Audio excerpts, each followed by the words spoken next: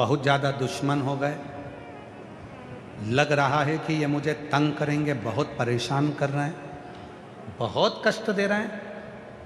मिट्टी में पिसी हुई थोड़ी सी काली मिर्च मिलाओ, घी मिलाओ, गाय का शिवलिंग बनाओ, पूजन करो, विसर्जन कर दो। जो कष्ट देने वाले हैं वो मुंह तक नहीं खोल पाएंगे और अपने घर में ही रहेंगे। शिव तत्व में पार्थिव का पूजन बड़ा विशेष है। पार्थिव का पूजन बड़ी महत्व है। पार्थिव की पूजन करो, जो करेगा उसे मिलेगा, जो करेगा। और फिर 5वां सूत्र बताया, जिसके गले में रुद्राक्ष हो, भस्म हो, शिवलिंग पर चढ़ा हुआ जल हो, आचमन हो, उसका दर्शन मात्र शिव का दीदार करा देता है, शंकर का। रुद्राक्ष। और फिर निवेदन करूं इस व्यासपीठ से, भीलवाड़ा की इस पवित्र धरा पर, मेरे देव अधिदेव महादेव की इस पवित्र भूमि से, शंकर कंकर की पवित्र आनंदमय शिव महापुराण की कथा में आपसे निवेदन करना चाहता हूं, जिसके गले में रुद्राक्ष होता है, जिसके मस्तक पर भस्म लगी होती है, जिसके तन पर शंकर का चढ़ा हुआ जल प्रोक्षित होता है, आचमन करा हुआ जल हृदय उदर में पड़ा होता है, महाराज उस जीव का मात्र दर्शन कर लेने पर भी शिव का दर्शन हो जाता है। मात्र दर्शन। और पहचानो, आप लोगों से निवेदन है, गाली देना किसको दे रहे हो सोच समझ कर देना।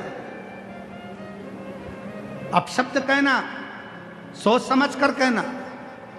पहले देख लेना उसके गले में रुद्राक्ष तो नहीं पड़ा है।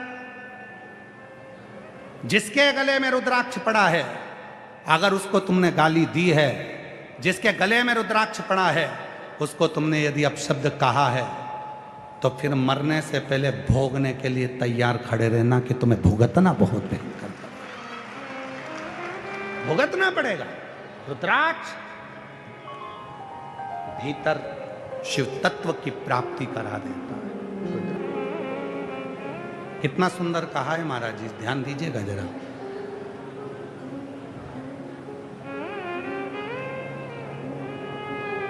बेलपत्र की, शिव को चढ़ी हुई बेलपत्र की पत्ती का यदि एक तिलमात्र पत्ता भी तुम्हारे मुख से तुम्हारे उदर में चले जाता है,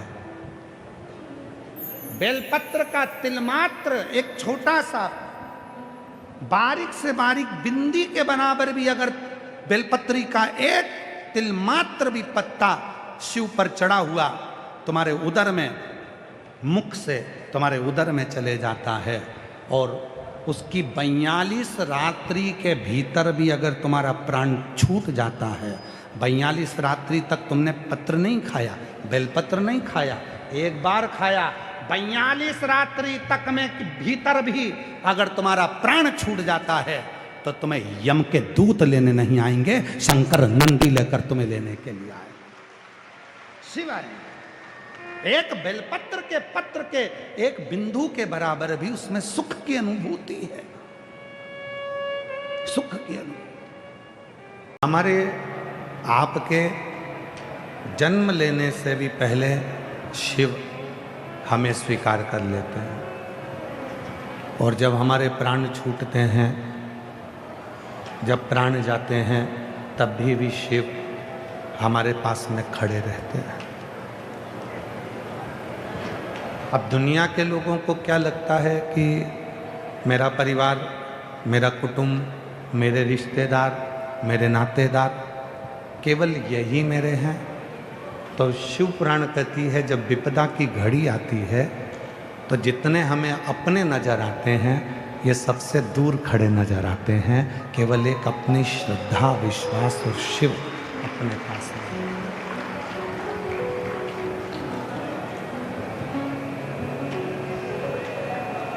कितना सुंदर कहा है। कचेरी का गेट, हॉस्पिटल का बेड और दुख के समय पर अपना गेट, तीन चीज का स्मरण करिएगा।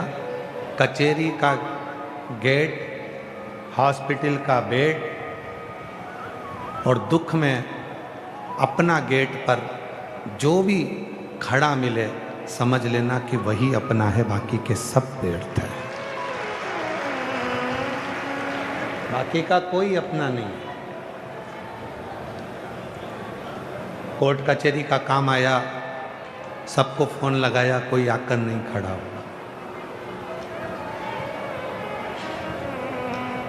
हम आपसे एक बात पूछते हैं, आपके मोहल्ले में, आपकी कॉलोनी में, आपकी सोसाइटी में, आपके रिश्तों में, आपके नातों में, आप जाकर देखिएगा, शादी हो रही है किसी की, उसकी शादी में 1000 लोगों का भोजन हुआ। उसकी शादी में 800 लोगों का भोजन हुआ। उसकी शादी में 1500-2000 लोगों का भोजन हुआ।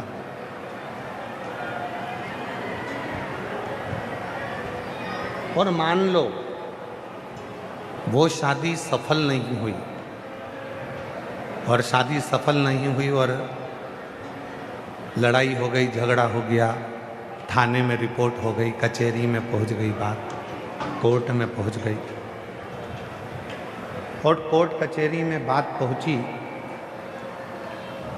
और वहाँ तुमको गवाही के लिए नाम लिखा दिया गया, तो तुम तुरंत झगड़ा करने पहुंचोगे कि हमारा नाम क्यों लिखा। शादी में भोजन करने वाले 1000 थे, दूल्हे के घोड़े के आगे नाचने वाले 100-200 थे, रिसेप्शन में महिला संगीत में नाचने वाले 100-200-500 थे। पर जब तलाक की बात आई, दोनों का संबंध नहीं जमा, तलाक होने लगा।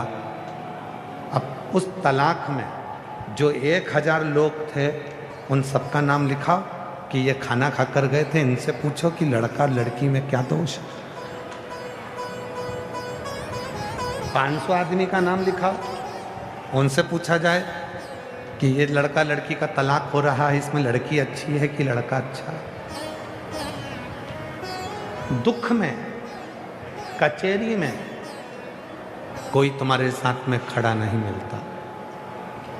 हॉस्पिटल के बेड पर एक दिन लोग देखने आ जाएंगे, वो भी लोकाचार की भाषा में, दिखावे की भाषा में, पर हॉस्पिटल के बेड पर भी कोई तुम्हारे तरफ साथ खड़ा नहीं मिलता। दुख के समय पर तुम्हारे दरवाजे पर कोई खड़ा नहीं मिलता। तो फिर कैसे कह दें कि ये तुम्हारे रिश्तेदार हैं, ये तुम्हारे नातेदार हैं, ये तुम्हारे अपने हैं? कोई नहीं। फिर तो केवल एक स्मरण आता है, अंत समय प्रभु आना पड़ेगा, वचन दिया तो निभाना पड़ेगा। आए नाए प्रभु कुटुंब कबीला, अंत समय प्रभु आना पड़ेगा, वचन दिया तो निभाना पड़ेगा। फिर एक बात स्मरण में आती है कि अंत समय में फिर वही शिव एक हमारा है। मेरी जीजियों, मेरे जीजाओं, मेरी बेटियों, मेरे बेटाओं, मेरे बुजुर्ग माता पिता, स्मरण करिएगा, जब तुम्हारी जिंदगी में संसार के किसी भी व्यक्ति की जिंदगी में जब तकलीफ आती है, दुख आता है, जब बहुत ज़्यादा परेशानी आती है, तो अपना खुद का मकान, खुद की दुकान भी बिक जाती है।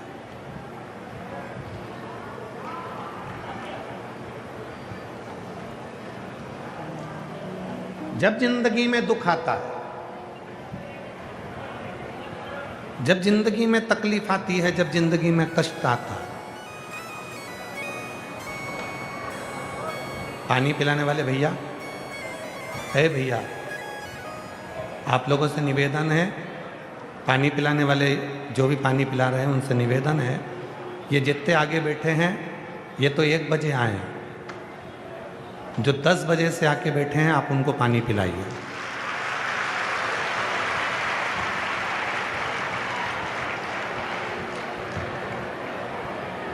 ये सब 1 बजे आए हैं जो आगे आगे बैठे हैं। जो 10 बजे से आए हैं, अगर पानी पिलाने का इतना है तो आप वहाँ जाकर पिलाइए, जो 10 बजे से धूप में जगह संभाल संभाल कर बैठे।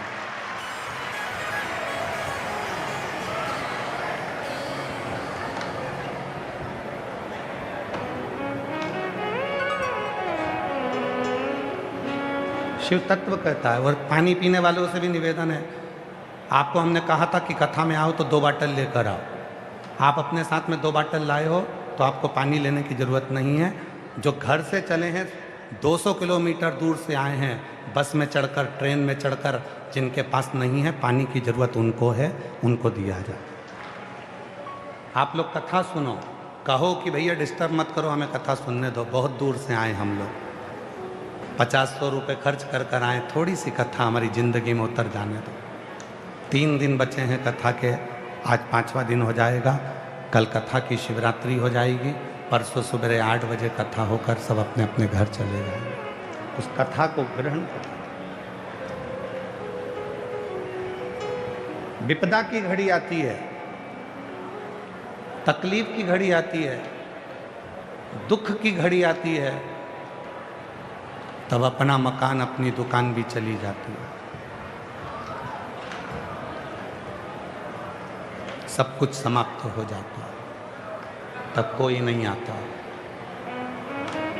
आपका कोई रिश्तेदार ऐसा नहीं होगा कि आपके ऊपर 10 लाख का कर्जा हो गया, उसमें से 5 लाख रुपए कोई रिश्तेदार तुमको दे दे। बोलो देगा क्या? जम के बोलो, देगा? नहीं देगा। बोलो जी जी हो, देगा कोई? नहीं देगा। दुख है, तकलीफ है, कष्ट है, परेशानी है। रिश्तेदार का मतलब क्या होता है कि अगर कोई दुख में है, तकलीफ में है, कष्ट में है, परेशानी में है, तो उसको थोड़ा सा सहयोग प्रदान करो, कुछ मत करो। शिव महापुराण की कथा तो यहाँ तक कहती है कि तुम किसी का कर्जा नहीं चुकाते सकते तो मत चुकाओ। आप किसी का कर्जा नहीं चुका सकते, मत चुकाओ। शिव पुराण कहती है बस इतना तो कर सकते हो कि आप अपने रिश्तेदार जो कर्जे में डूबा हुआ है, तकलीफ में डूबा हुआ है, उसके बच्चों को पढ़ा तो सकते हो, उसको एजुकेशन तो दिला सकते हो, उसकी चिकित्सा तो करा सकते हो। ये भी एक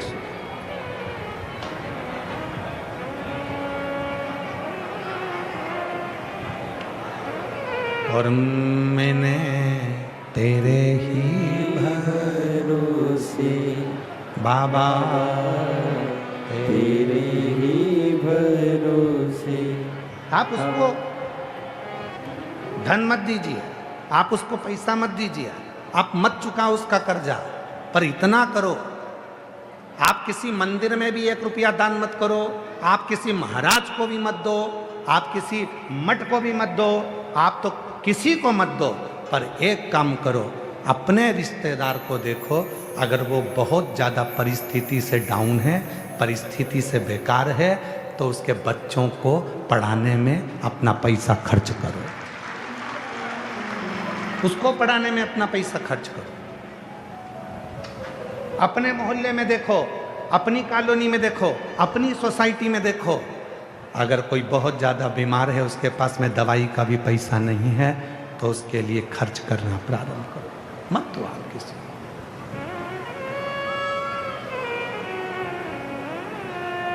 वो रिश्तेदार किसी काम के नहीं जो दुख की घड़ी में शामिल ना हो। कचेरी के गेट पर, हॉस्पिटल के बेड पर और दुख की घड़ी में तुम्हारे गेट पर जो खड़ा मिले समझ लेना वही तुम्हारा रिश्तेदार है, बाकी के सब बेकार, बाकी का कोई नहीं। और एक अंदाजा लगा कर देखना आप, विचार कर कर देखना आप, जब विपदा की घड़ी में, दुख की घड़ी में मकान बिकता है, दुख की घड़ी में जब दुकान बिकती है तो खरीदने वाला कोई दूसरा नहीं होता, सबसे पहले खरीदने अपना सगा भाई ही खड़ा होता है।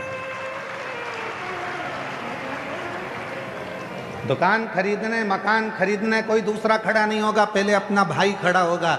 मैं खरीद रहा हूं, इतने पैसे दे रहा हूं, मतलब वो इंतजार कर रहा था कि यह कब इतना उछलने वाला नीचे आए और इसकी दुकान में खरीदूं, इसका मकान में खरीदूं। अरे भाई, तू भाई है तो तुझे उस मकान को बिकने ही नहीं देना था। भैया, मैं भी जमीन पर पैसा छोड़कर जाऊंगा और तू भी यहीं छोड़कर जाएगा। ले, मैंने अपनी जिंदगी में कहीं दान नहीं करा, इस मकान का कर्जा मैं चुका देता हूं, यह मकान तू रख ले। ये शिव पुराण कहती है, स्वयं पर्वत मुनि की कथा कल्पन श्रवण कर रहे थे। पर्वत मुनि ने देवऋषि नारद जी से कहा कि शिव को जल चढ़ाकर कैसे प्रसन्न हो जाते हैं शिव। भगवान शंकर को जब जल चढ़ाया जाता है, भगवान शिव को जब जल दिया जाता है, जल चढ़ाया जाता है, तो शिव कैसे प्रसन्न हो जाते हैं। शिव की प्रसन्नता का केंद्र बन जाता है, शिव प्रसन्न हो जाता है। पर्वत मुनि का संवाद, देवऋषि नारद की साक्षी कल कथा का स्मरण कर रहे थे कि पर्वत मुनि को 3000 वर्ष तक भगवान शंकर का दर्शन नहीं हुआ, और पर्वत मुनि ने आखिरी में तुमरुका जी के पास नारद जी के साथ गए और तुमरुका जी से पूछा कि शिव का दर्शन कैसे होगा, शिव का दर्शन, भगवान शंकर का दर्शन कैसे होगा, मुझे शिव का दर्शन करना।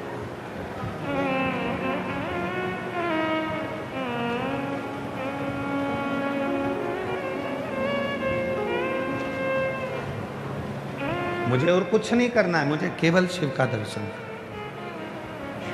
तुमरुका जी ने 7 सूत्र पर्वत मुनि को दिए हैं। मेरी जितनी भीलवाड़ा की मेरी जीजी आई हैं, मेरे जितने जीजा बैठे हैं, जितनी बेटियां बैठी हैं, जितने बेटा बैठे हैं, जितने मेरे बुजुर्ग माँ बाप बैठे हैं, वो सावधानी से इन 7 सूत्रों को ध्यान करें। 7 सूत्र हैं जो तुमरुका जी ने पर्वत मुनि को भगवान शंकर के दर्शन के लिए दिया कि शिव का दर्शन कैसे हो सकता है।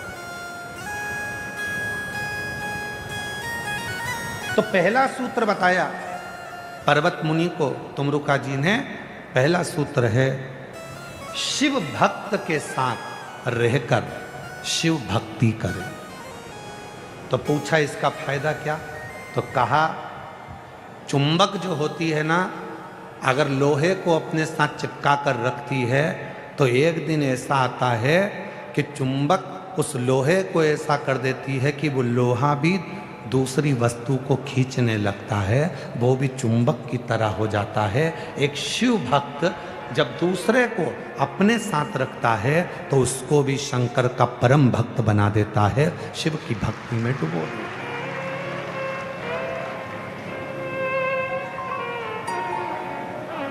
पर भक्त बनना,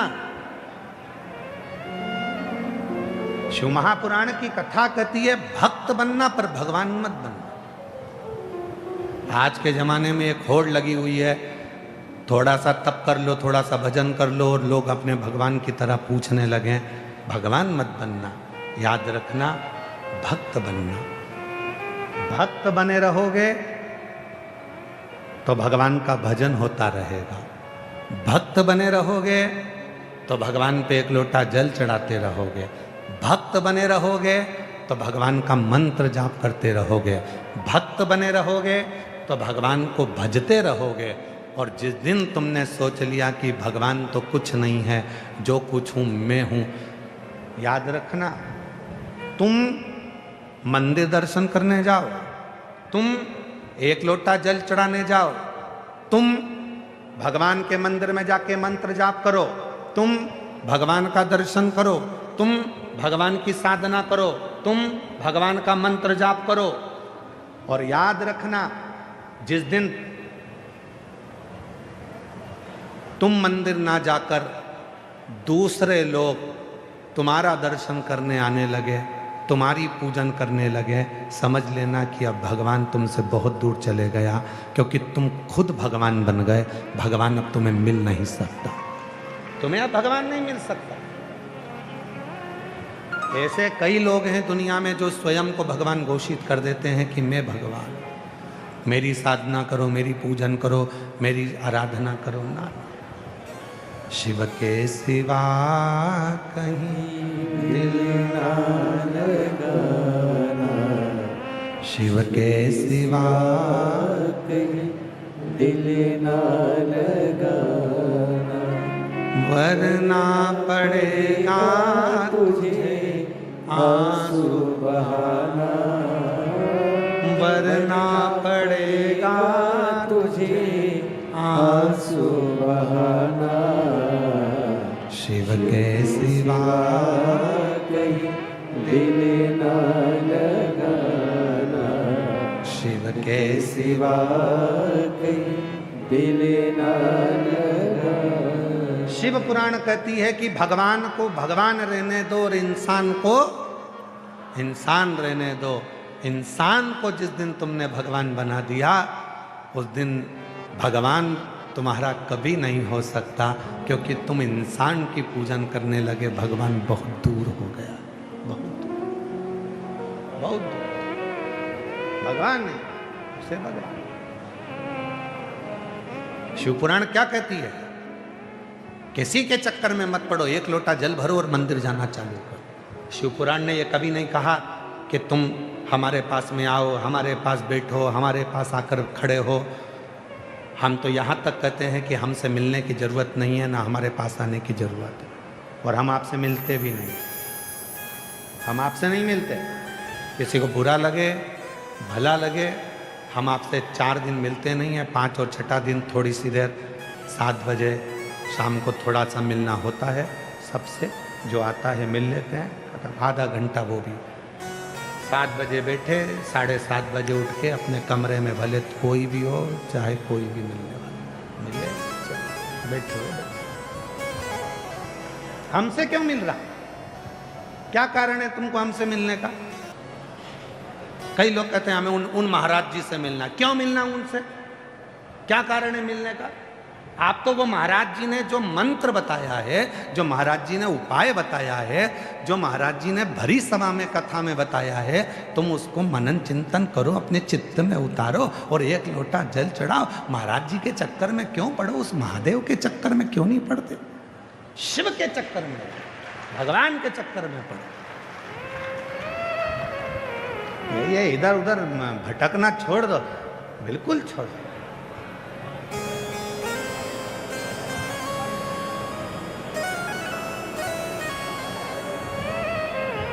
कल जब हम यहाँ से गए, गाड़ी खड़ी करी, इतने में एक बहन जी ने प्रश्न किया। बाहेती जी के यहाँ जहाँ हम रुके हैं वहाँ पर एक बेटी ने, एक बहन जी ने प्रश्न किया, गुरुजी मेरा मन कभी तो राम जी में लग जाता है, मेरा मन कभी कृष्ण जी में लग जाता है, मेरा मन कभी शंकर जी में लग जाता है, तो मैं मन को किस में लगाऊं?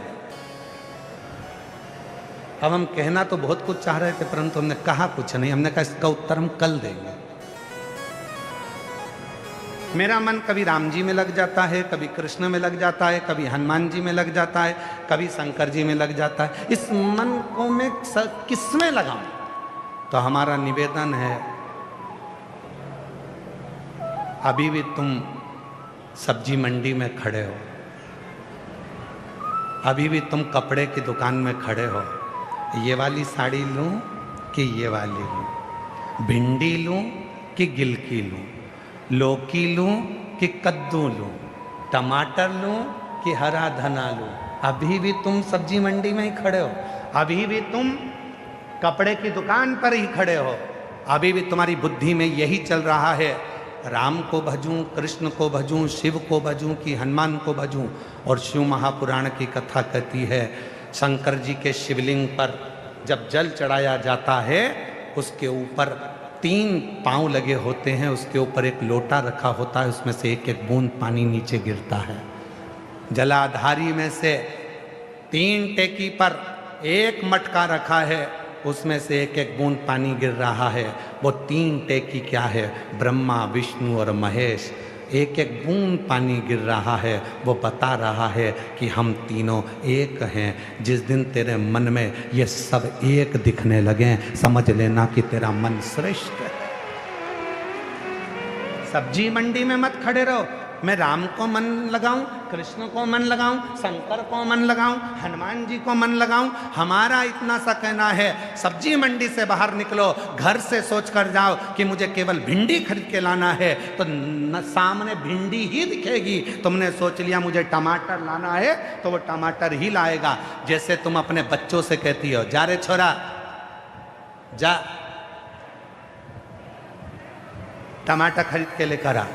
छोरा जाएगा टमाटर लेकर आएगा, ना छोरा भिंडी लाएगा, ना छोरा मिर्ची लाएगा, ना हरा धना लाएगा, ना कुछ लाएगा। लाएगा तो केवल टमाटर लाएगा। छोरे से कहा, जा रे छोरा जाके बिस्कुट का पैकेट लेकर आ। छोरा बिस्कुट का पैकेट पूछ के जाएगा, मम्मी मीठा लाऊं कि नमकीन लाऊं? वो मीठा ही लेकर आएगा जो माँ ने कहा है। बस जैसे बच्चों को सिखाया जाता है कि बस यही लेकर आना है, उसी तरह तुम भी अपने विवेक में बिठा लो। चाहे राम कहो, चाहे कृष्ण कहो, चाहे शिव कहो, चाहे हनुमान कहो, सब एक नजर आने लगे तो समझ लेना कि शिव तुम्हारे भीतर समा गया।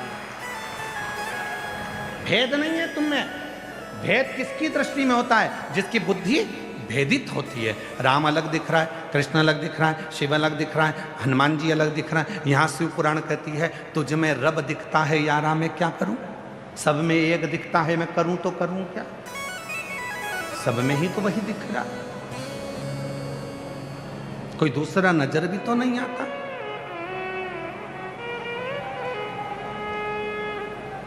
जब से देखा तुझे डमरू वाले,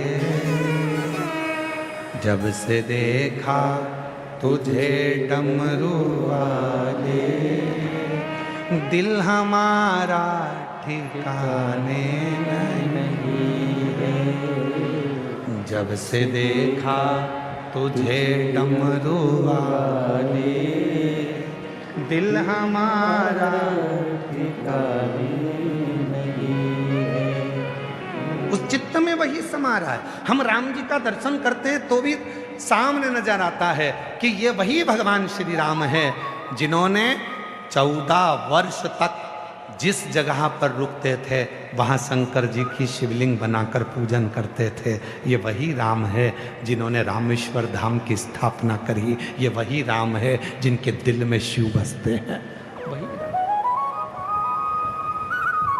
हम भगवान कृष्ण का दर्शन करें तो हमारे भीतर ये भाव आए, ये वही कृष्ण हैं जिनके लिए भगवान कृष्ण ब्रज की भूमि में गोपी बनकर आए थे। ये वही कृष्ण हैं जिन्होंने 16,108 रानियों के गर्भ से जब बच्चे नहीं हुए तो गर्गाचार्य बाबा के कहने पर उन्होंने शिव जी की आराधना करी और उनके घर में संतान ने जन्म लिया। कृष्ण में भी शिव दिखे, राम में भी शिव दिखे, शिव में भी राम दिखे, हनुमान में भी शिव दिखे, शिव में हनुमान दिखे, तो समझो कि हमारा एक मन, एक चित्त, एक वृत्ति हो गई। हम आपको ये मना नहीं करेंगे कि आप राम ना भजें, हम ये नहीं कहते कि आप कृष्णा ना भजें, सब भजो, पर सब में एक नजर आए, सब में चित्त ना लगे। देखो सबको, अरे मैं हूं वो फिर स्मरण में वो रोग जो भीतर लगा है चित्त में।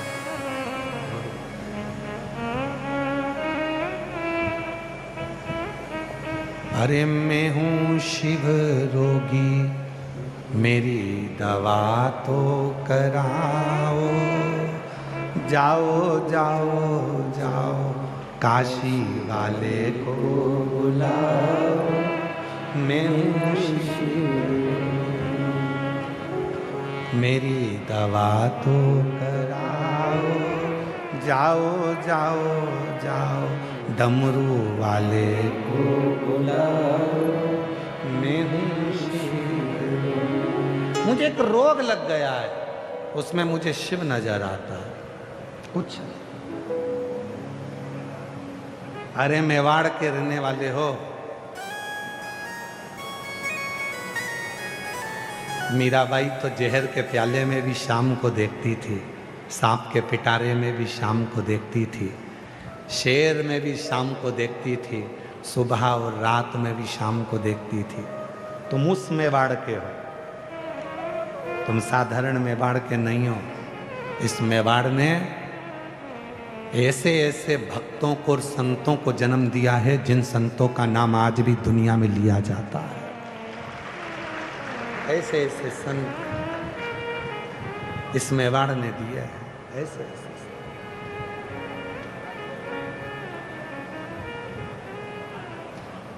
कोई साधारण नहीं हो तुम। पर्वत मुनि को 7 सूत्र तुमरुका जी ने दिया, उसमें पहला सूत्र है पर्वत मुनि को जो दिया, शिव भक्त के साथ भक्ति करो। शिव भक्त के साथ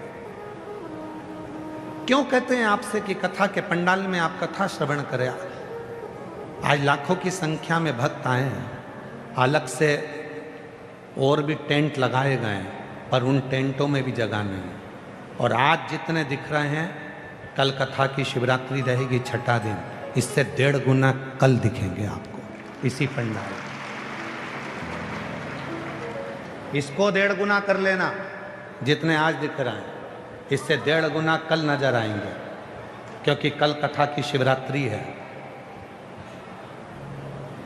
कल कथा का छठा दिन रहता है, तो लोग कथा श्रवण करने के लिए आते हैं, रात्रि का विश्राम करते हैं, और परसों कथा सुबह 8 बजे से 11 बजे तक सुनकर मिट्टी को प्रणाम कर कर यहाँ की रज को शरीर से लगाकर सब अपने घर चले जाते हैं। आज जितने दिख रहे हैं, माँ चूने की लाइन डाल देना, उससे दुगने 1.5 आपको कल मिलेंगे, जो इंतजार में है कथा की शिवरात्रि, जो कथा की शिवरात्रि का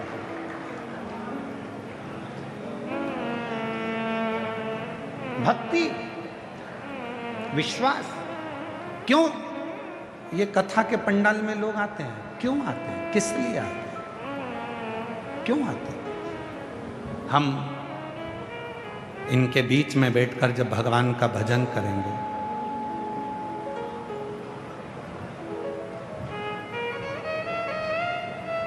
थोड़ा सा रस शिव नाम का इनके भीतर जो बैठा हुआ है वो भी हमें स्पर्श करे, वो भी स्पर्श छुएगा,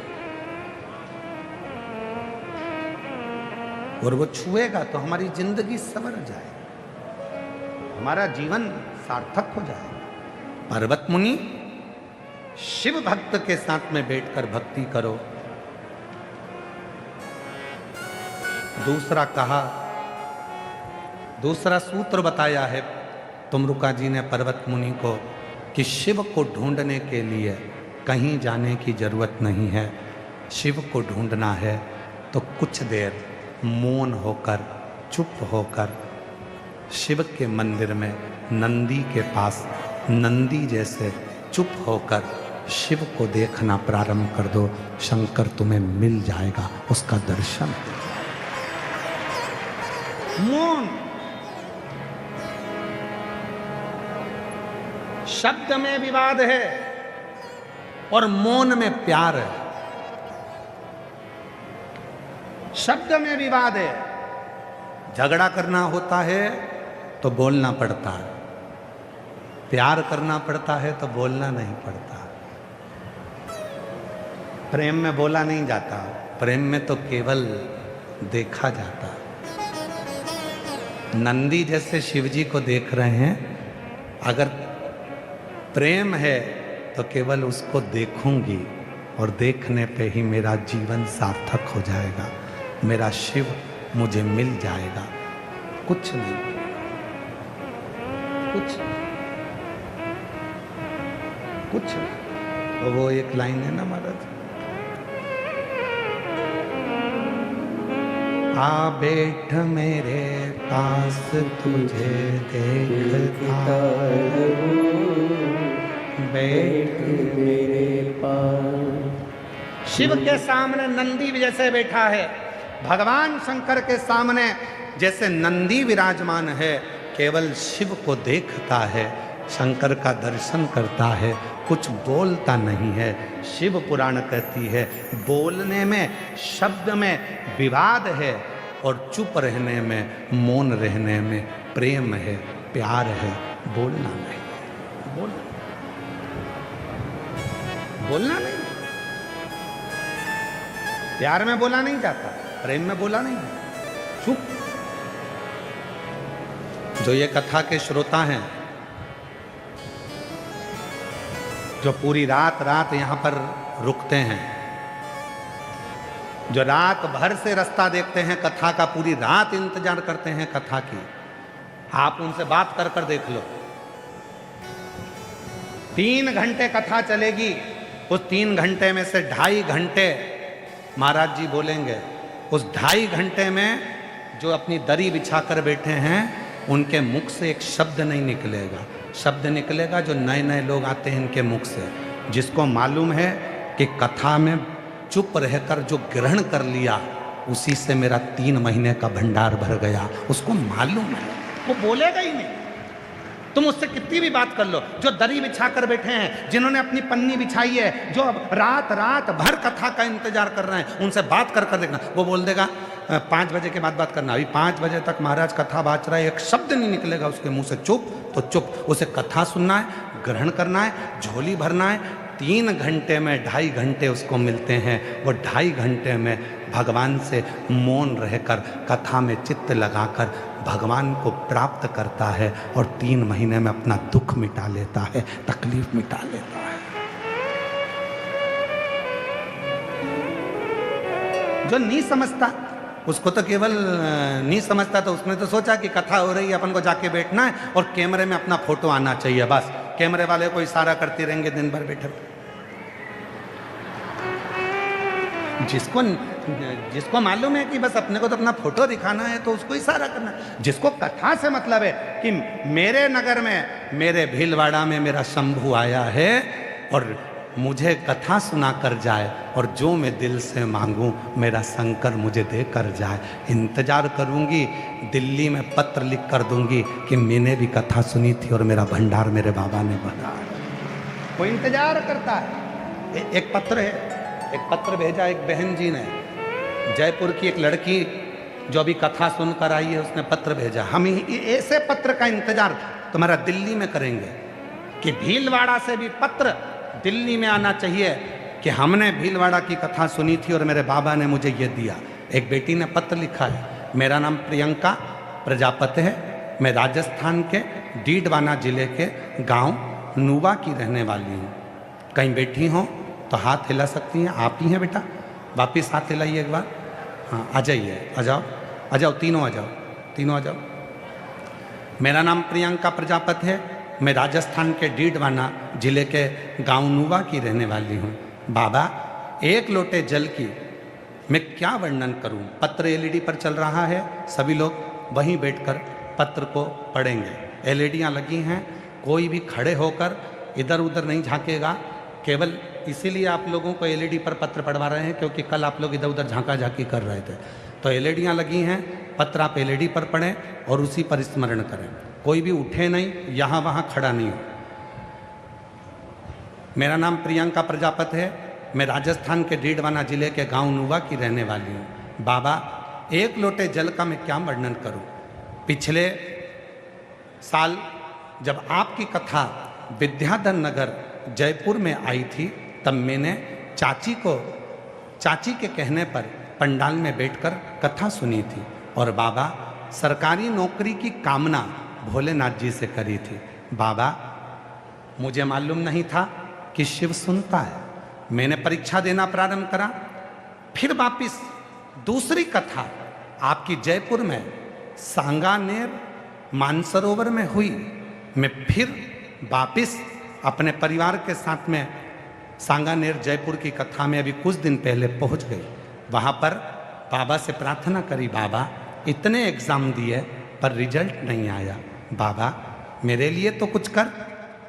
वहाँ की मिट्टी को नमन कर कर कहा, अगर बाबा तो ये जयपुर की सांगानेर की कथा, मानसरोवर वाली कथा में मेरा रिजल्ट ला देगा तो मैं जो कथा भीलवाड़ा में हो रही है वहाँ प्रणाम करने के लिए जाऊंगी। आज बाबा को नमन करने आई हूँ गुरुदेव, मेरे बाबा ने मेरा रिजल्ट ला दिया और बाबा ने आज मेरे ऐसी कृपा कर दी कि मैंने जो एसएससी सीजीएल की परीक्षा दी थी उसका परिणाम आ गया और आज मैं रक्षा मंत्रालय में ऑडिटर के पद पर नियुक्त हो गई। मैं बाबा को प्रणाम करने के लिए आज रक्षा मंत्रालय में मेरा सबसे बड़ा पद मुझे बाबा ने दे दिया। गुरुदेव उम्मीद नहीं थी जो मेरे बाबा ने दिया। गुरुजी अभी तो मेरे बाबा की कृपा से केवल आपकी परीक्षा लेने के लिए मैं जयपुर की कथा में गई थी। क्या कोई 20 साल में सरकारी नौकरी में लग सकता है? केवल मैंने अपनी चाची से आपकी परीक्षा की बात करी थी। मैं आपसे क्षमा मांगती हूँ कि मैंने आपकी परीक्षा ली, पर आपका पंडाल परीक्षा के लिए नहीं है, रिजल्ट के लिए है। गुरुदेव आज मैं 20 साल की उम्र में रक्षा मंत्रालय में ऑडिटर के पद पर नियुक्त हो गई। मैं बाबा को प्रणाम करने के लिए आज रक्षा मंत्रालय में मेरा सबसे बड़ा पद मुझे बाबा ने दे दिया। गुरुदेव उम्मीद नहीं थी जो मेरे बाबा ने दिया। गुरुजी अभी तो मेरे बाबा की कृपा से केवल आपकी परीक्षा लेने के लिए मैं जयपुर की कथा में गई थी। क्या कोई 20 साल में सरकारी नौकरी में लग सकता है? केवल मैंने अपनी चाची से आपकी परीक्षा की बात करी थी। मैं आपसे क्षमा मांगती हूँ कि मैंने आपकी परीक्षा ली, पर आपका पंडाल परीक्षा के लिए नहीं है, रिजल्ट के लिए है। गुरुदेव आज मैं 20 साल की उम्र में रक्षा मंत्रालय में ऑडिटर के पद पर नियुक्त हो गई। मैं बाबा को प्रणाम करने के लिए रक्षा मंत्री। गुरुजी हमारा मकान नहीं था, बाबा की कृपा से शिव ने ऐसी कृपा करी, हमारा मकान भी बाबा ने बना दिया, जिसका मैं फोटो लगा रही हूँ। फोटो देख सकते हो, 2 मंजिल का मकान मेरे शिव ने मेरा बना दिया। एक लाइन अच्छी लिखी है, आप भी उस लाइन को गुनगुनाएंगे। पढ़ो जरा एलईडी पर सब। तेरे दरबार की बाबा निराली शान देखी है, तुझे देते नहीं देखा पर झोली भरी देखी है। मुख दुनिया मोड़ेगी बाबा तू मुख मेरी लगी परी दीनू बाबा तू आए हो कथा में। 50 रुपए आपके खर्च हुए, 100 रुपए गाड़ी में लग गए, 50 रुपए टिकट में लग गए, रेल में लग गए, धक्के खाए, 42 डिग्री टेम्परेचर में चलकर तुम कथा पंडाल तक आए। अपना समय बर्बाद करने के लिए नहीं आए हो, बाबा से बात करने के लिए आए हो। बैठे हो इधर उधर ध्यान न लगाकर अपने बाप से, अपने बाबा से बात करना। बाबा सबकी झोली भरता है, मेरी भी भरना रे कुबेर भंडारी। तेरी कथा सुनने आई हूँ, मेरा पत्र दिल्ली में पहुँचे, ऐसी कृपा करना, मुझे भी तू देना। इस बेटी ने वही कहा, उसने अपने पत्र में लिखा, मैंने सांगानेर की कथा में, मानसरोवर की कथा में, वहाँ मिट्टी को हाथ में लेकर कह दिया कि अब तुझे रिजल्ट देना पड़ेगा और मैं भीलवाड़ा में पत्र लिखूं, ऐसी कृपा करना। और मेरा पत्र भीलवाड़ा में आ गया। ये विश्वास कितना प्रबल है आपका, कितना प्रबल। आए हो उसकी कथा, उसको ढूंढने नहीं जाना है, बिल्कुल मत जाओ उसको ढूंढने के लिए। लोग कहते हैं हम भगवान को ढूंढने के लिए केदार जा रहे हैं, हम ढूंढने के लिए अमरनाथ जा रहे हैं, हम ढूंढने के लिए भगवान को काशी जा रहे हैं, हम ढूंढने के लिए उज्जैनी जा रहे हैं। बिल्कुल मत जाओ आप भगवान को ढूंढने। आप जहां बैठकर उसको भजोगे, मेरा शंकर वहीं आकर तुम्हें दर्शन देगा और तुम्हारे कार्य सिद्ध करेगा।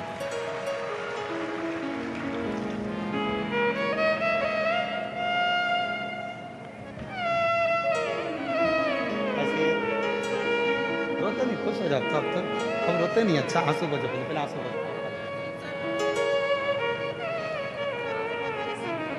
बढ़िया। ये बेटी का सिलेक्शन हुआ है रक्षा मंत्रालय में ऑडिटर के पत्ते। एक बार जोरदार ताली बजाओ। साधु था। तेरे दरबार की बाबा मेरा निशान देखी है, तुझे देते नहीं।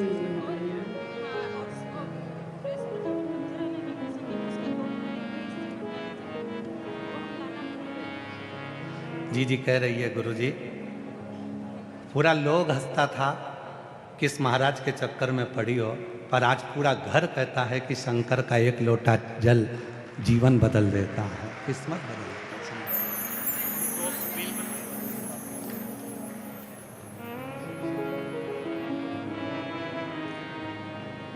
मांगा है भोलेनाथ से वरदान एक ही, मांगा है भोलेनाथ से वरदान एक ही, तेरी कृपा बनी रहे जब तक है जिंदगी, तेरी कृपा बनी रहे जब जब तक तक है जिंदगी। मांगा है भोलेनाथ से वरदान। 20 साल में 20 वर्ष की आयु में बेटी रक्षा मंत्रालय में ऑडिटर के पद पर नियुक्त हो जाती। परीक्षा लेने आई थी। जयपुर की पहली कथा विद्याधर नगर में हुई, वहां परीक्षा लेने आई थी। क्या बाबा देता है?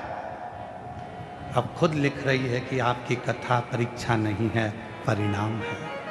जो मांगो वो मिलता है। बस विश्वास कितना दृढ़ हो सकता है, भरोसा कितना पक्का हो सकता है, वो आप पर निर्भर करता है।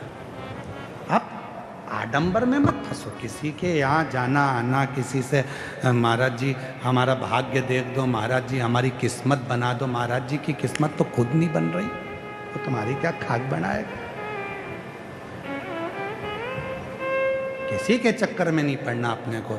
एक लोटा जल चढ़ाओ, शंकर जी के मंदिर में झाड़ू पोछा करो, शिव जी को स्नान कराओ, उसका चढ़ा हुआ जल आचमन करो, अपने ऊपर प्रोक्षण करो। ज़्यादा तकलीफ है, बीमार हो तो बेलपत्री का थोड़ा सा टुकड़ा खा लो, उससे प्रार्थना। डॉक्टर को दिखाओ, बीमारी है, डॉक्टर बोले जांच कराओ तो जांच कराओ, वो बोले ऐसा करो वैसा, जैसा जैसा डॉक्टर बोले वैसा करो, और साथ में कुंदकेश्वर का नाम लेकर औषधि खाओ। स्वीकार है, स्वीकार करेगा। दूसरा सूत्र कहा, पर्वत मुनि को तुमरुका जी दूसरा सूत्र बताए, शिव को ढूंढने मत जाओ, शिव को अपने भीतर ढूंढो, अपने तुम अपने भीतर शंकर भगवान को ढूंढो, अपने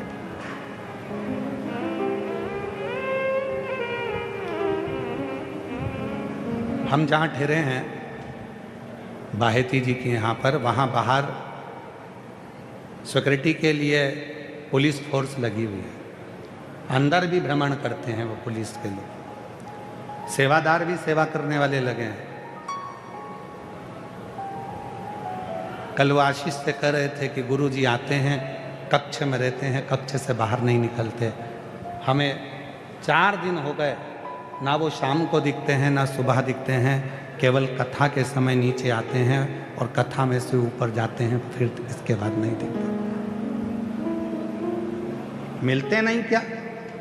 हमारा निवेदन है, आप हमसे मत मिलो, एक लोटा जल लेकर मेरे बाप से मिलो, मेरा महादेव से मिलो। वो सुख, वो सुख जो वो देगा वो दुनिया में कोई नहीं दे सकता।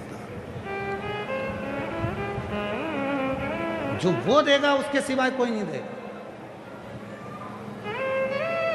महाराज शिव साधना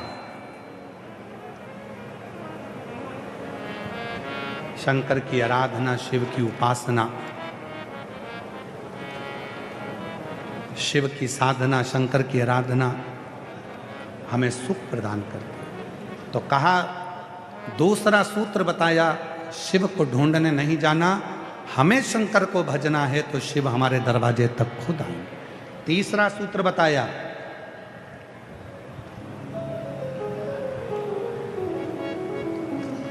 कभी भी किसी देवता में भेद नहीं करना। राम बड़े, कृष्ण बड़े, शिव बड़े, ब्रह्मा बड़े, देवी बड़ी, देवता बड़े, किसी में भी भेद मत करो। सब में एक नूर है, तू देखे जित देख ले, सब में वही है, सब में। कल कथा में कहा था, ब्रह्मा जी के 4 हाथ, विष्णु जी के, बोलो बोलो बोलो, 4 हाथ, शिव जी के 2 हाथ, ब्रह्मा जी के 4 हाथ, भगवान विष्णु के 4 हाथ, मेरे शंकर भगवान के 2 हाथ। 1 हाथ और 2 हाथ संपन्न और प्रपन्न, अमीर और गरीब, दोनों को शिव पकड़े हुए हैं, इसलिए शिव प्रसन्न है। शिव प्रसन्न, शंकर भगवान के यहाँ भेद नहीं है। दुनिया के लोगों ने कह दिया, साहब वो देवता तो पैसे वालों के देवता, उनको ये भजेंगे, उनको वो भजेंगे। भगवान वो देवता तो उनके पैसे वालों के, करोड़पति के, धनपति के, वो देवता उनके। मेरा शंकर भगवान तुम्हारा जितना है उतना असुरों का भी है। मेरा शंकर भगवान, तुम किसी भी एक असुर को उठाकर बता दो जिसने भगवान नारायण की आराधना करी हो। रावण भी अगर आराधना करता है तो शिव की, कंस भी आराधना करता है तो शिव की, हिरण्यक्ष भी आराधना करता है तो शिव की, हिरण्यकशिपु आराधना करता है तो शिव की, मनुष्य आराधना करते हैं तो शिव की, गंधर्व आराधना करते हैं तो शिव की, किन्नर आराधना करते हैं तो शिव की, नाग आराधना करते हैं तो शिव की, पितृ आराधना करते हैं तो शिव की, पशु आराधना करते हैं तो शिव की, पक्षी आराधना करते हैं तो शिव की। 33 कोटि देवता में केवल एक देव अधिदेव महादेव ऐसे हैं जिनको नाग, गंधर्व, किन्नर, अप्सरा सब भजते हैं और वो सबको देता है। वो संपन्न को भी दे रहा है तो प्रपन्न को भी दे रहा है, वो बड़ों को दे रहा है तो छोटों को भी दे रहा है, वो अमीर को दे रहा है तो वो गरीब को भी दे रहा है। उसके लिए सब बराबर। बड़े लोगों से ज्यादा पहचान बनाते हैं,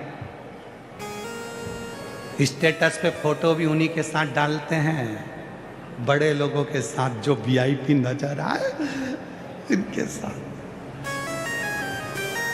उनके साथ। कभी किसी ने स्टेटस पर, किसी बहन ने कभी पोछे वाली के साथ में, झाड़ू वाली के साथ अपना फोटो लगाया? जम के बोलो जरा, लगाया किसी ने? बर्तन मांजने वाली के साथ में फोटो लगाया किसी ने? कोई नहीं लगाता। सब बड़ों के साथ फोटो लगाते हैं। केवल 33 कोटि देवता में देव अधिदेव महादेव एक ऐसे हैं जो छोटों के साथ स्टेटस पे फोटो लगाते हैं। अपनी शादी में भूत, चुड़ैल, डाकनी, पिशाचनी सबको बुलाया। देवताओं के पास निमंत्रण शिव जी के यहाँ से नहीं गया, क्योंकि शंकर जी ने बुलाया ही नहीं। शंकर जी ने तो डमरू बजाकर भूतनी, चुड़ैल, डाकनी सबको बुलाया। हमारी शादी है, हमारा फोटो खींचना है, हमारे स्टेटस डलना है, हमारी मर्जी, हमें किसके साथ रखना? बड़ों के साथ, पैसे वालों के साथ, धनपति के साथ, करोड़पति के साथ, संपन्न लोगों के साथ तो दुनिया फोटो लगाती है। संपन्न व्यक्ति का जन्मदिन आएगा तो दुनिया उसको बधाई देगी। पैसे वाले व्यक्ति का जन्मदिन आएगा तो दुनिया उसको बधाई देगी। करोड़पति का जन्मदिन आएगा तो दुनिया अपना अपना फोटो चिपका के बधाई देंगे। कभी किसी काम वाली के बच्चे का जन्मदिन हो और उसको एक केक खरीद कर उसको दे दो, कभी उसको कपड़े दिला दो, कभी उसके साथ खड़े होकर एक फोटो खिंचवा लो। मेरे शिव जितने संपन्न के साथ हैं, मेरे शंकर उतने प्रपन्न के साथ हैं।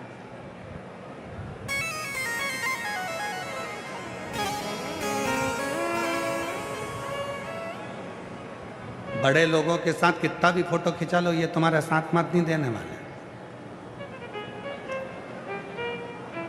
चिल्ला चिल्ला के लोग कहते हैं, खूब चिल्ला के कहते हैं चुनाव के टाइम पे, भैया जी संघर्ष करो, हम तुम्हारे साथ हैं। अगर तुम साथ होते तो संघर्ष की जरूरत क्या खाक पड़ती? तुम खुद कह रहे हो भैया जी संघर्ष करो, हम तुम्हारे साथ हैं, मतलब तुम्हें करना है, हम तुम्हारे साथ देंगे नहीं। तुम्हारे साथ फोटो खिंचवाएंगे, वोट किसी और को दिलाएंगे। भैया जी संघर्ष करो, हम तुम्हारे साथ हैं, मतलब कह रहा है संघर्ष तुम्हें करना है, तुम करो। अपन तो बेहतरीन चाय पिएंगे और टाइम बर्बाद करके अपने ये चले जाएंगे। अपन तो केवल एंजॉय करेंगे, खाएंगे पिएंगे, मौज करेंगे, उसके बाद तुम जानो। हमें क्या करना है तुमसे? भैया जी संघर्ष करो, हम तुम्हारे साथ है, संघर्ष तुम करो। इसीलिए निवेदन है, बड़ों के साथ फोटो खिंचाने से अच्छा है किसी छोटे के साथ जो दिन रात तुम्हारा साथ दे, दिन रात तुम्हारा काम करे, दिन रात तुम्हारे कदम से कदम मिलाकर चले, उसके साथ सेल्फी लो, उसके साथ फोटो खिंचाओ, जिंदगी सार्थक हो। चलो और सरल भाषा में समझो, तुम्हारे घर में बड़े बर्तन हैं? बोलो री जीजियों, तुम्हारे दहेज में मिले हुए इतने बड़े बड़े बर्तन मिले थे दहेज में, इतना बड़ा हंडा, इतना बड़ा भगोना, इतनी बड़ी परात जिसमें पांव पूजे थे, कन्यादान करा था, इतने बड़े बड़े बर्तन मिले थे। घर में बड़े बड़े बर्तन रखे हैं और घर में छोटे छोटे बर्तन रखे हैं। ईमानदारी से बोलना, सबसे ज़्यादा छोटे बर्तन काम आते हैं कि बड़े बर्तन काम आते हैं? बोलो बोलो बोलो। छोटे बर्तन काम आते हैं। छोटी चम्मच काम आएगी, इतना बड़ा खोचा वो तो कभी कभी निकलेगा, इतना बड़ा भगोना वो कभी कभी निकलेगा, इतना बड़ा हंडा वो कभी कभी निकलेगा, इतनी बड़ी परात वो कभी कभी निकलेगी, पर छोटी चम्मच, छोटी कटोरी, छोटा गिलास, छोटी थाली, ये तो हर कभी काम आ जाते हैं। उसी तरह छोटों को साथ लेकर चलोगे तो जिंदगी सार्थक बन जाएगी, बड़े से सार्थक नहीं होने। और आज की दुनिया बड़ों को झेलने में लगी। ओ वो इतना पैसे वाला, उसको तो जन्मदिन विश करना पड़ेगा, एक बार तो उसको जन्मदिन विश करना ही पड़ेगा। लगा दो स्टेटस पे फोटो।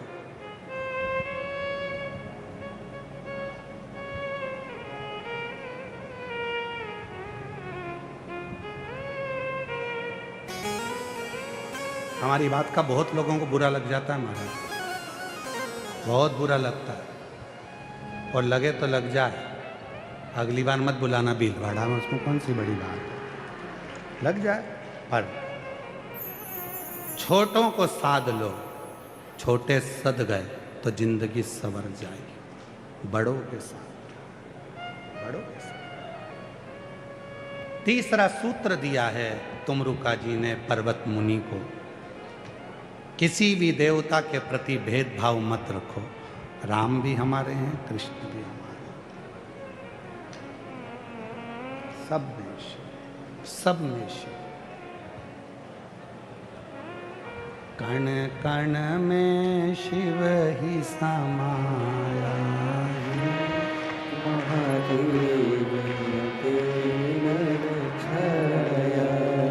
कोई अलग नहीं है, सब में शिव समाया है, कोई सब जगह। मेरे तन में भी शिव, मेरे मन में भी शिव, मेरे तन में भी शिव, मेरे मन में भी शिव। रोम रोम में समाया तेरा नाम रे, सांसों में शिव का ही नाम रे। हर एक में वही समाया। कंकर में शंकर है, जीव में शंकर है, पशु में शंकर है, पक्षी में शंकर है, मनुष्य में शंकर है, गंधर्व में शंकर है, जंतु में शंकर है। हर एक में वही समाया है। जिस दिन उसको अपनी दृष्टि से तुम देखना प्रारंभ करोगे, उस दिन तुम्हें कोई दूसरा नजर नहीं आएगा, केवल शिव ही दिखेगा, केवल शिव, कुछ नहीं। अरे खानो नहीं भावे, मरने पीनो नहीं भावे रे, मन दौड़ दौड़ मन सत्संग जावे। और मैं तो शिव की दीवानी ऐसी हो गई, मैं तो घोड़ा की दीवानी ऐसी हो गई रे। सपनों में आवे मारा घोड़ा जी, ओ जी सपनों में आवे मारा भोला जी। वही बस एक नजर आ रहा, कुछ नहीं। तीसरा सूत्र कहा किसी में भेद मत देखना पर्वत मुनि। पर्वत मुनि को चौथा सूत्र बताया कि पार्थिव पूजन करो। शिव को पाना है तो पार्थिव पूजन करना पड़ेगी। पार्थिव पूजन का मतलब क्या? पार्थिव पूजन का मतलब क्या? पार्थिव पूजन का मतलब है जहां बैठे हो वहां की मिट्टी में, कंकर में शंकर को देखो, उसमें शिव, उसमें शंकर। मिट्टी लाए, शिवलिंग बनाया, पूजन करी, छोड़ा, विसर्जन।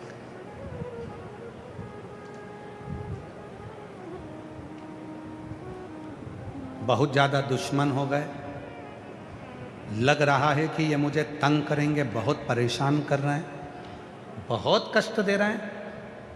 मिट्टी में पिसी हुई थोड़ी सी काली मिर्च मिलाओ, घी मिलाओ, गाय का शिवलिंग बनाओ, पूजन करो, विसर्जन कर दो।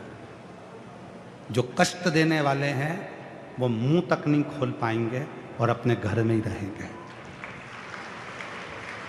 शिव तत्व में पार्थिव का पूजन बड़ा विशेष है। पार्थिव का पूजन बड़ी महत्वता। पार्थिव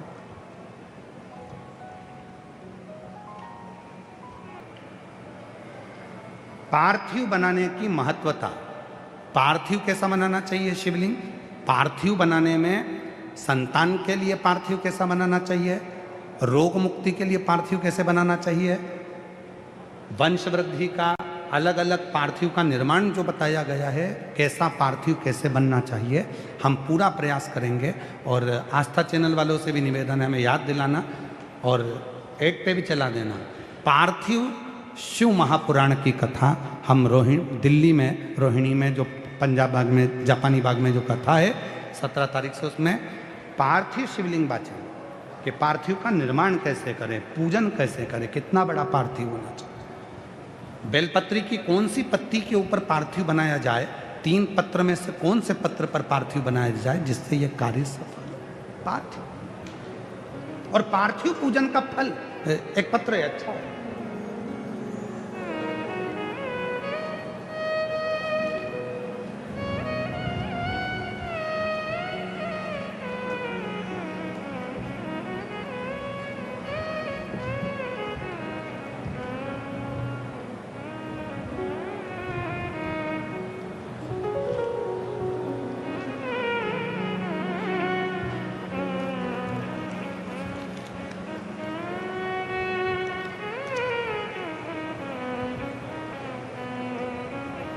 गुरुदेव, हम 2 सहेलियां हैं।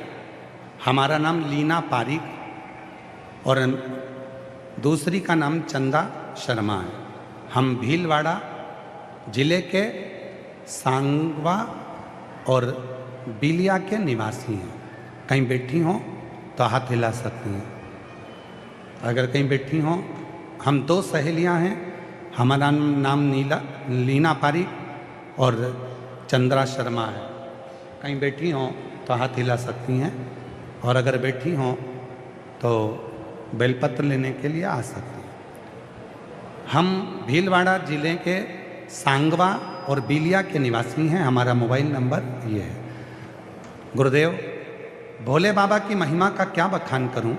आपने कहा गुरुजी, एक बेलपत्री छूने और तोड़कर किसी को देने का भी फल मिलता है, उसी का बखान करना चाहती हूँ गुरुदेव। हमारी एक सहेली है जो कि दूसरे धर्म की है। हम दोनों की एक सहेली है जो कि दूसरे धर्म की है। 20 साल से उसको संतान का सुख नहीं मिला। इलाज करवाया जगह जगह पर वो मां नहीं बन सकी। हिम्मत हारी। आपकी कथा सुनकर हमने अपनी सहेली से कहा, भले तेरा धर्म दूसरा हो पर शिवजी के मंदिर तो जाए एक बार। भोलेनाथ जी पर सफेद आंकड़े की जड़ को घुमाकर 21 बार कमर में बांध और पशुपतिनाथ का व्रत कर। वो दूसरे धर्म की होने के बाद भी उसने पशुपति व्रत करा, सफेद आंकड़े की जड़ को बांधा और बाबा की कृपा से गुरुदेव आज उसका 8वां महीना चल रहा है। मैं बाबा को यहाँ प्रणाम करने के लिए, हम हमारी सहेली की तरफ से यहाँ प्रणाम करने आए हैं। उसका 8वां महीना चल रहा है, जिसको 20 साल तक औलाद नहीं थी। 20 साल। भगवान ने ये नहीं देखा ये कौन है, भगवान ने ये देखा कि इसका भाव क्या, किस भाव से ये भज रहे।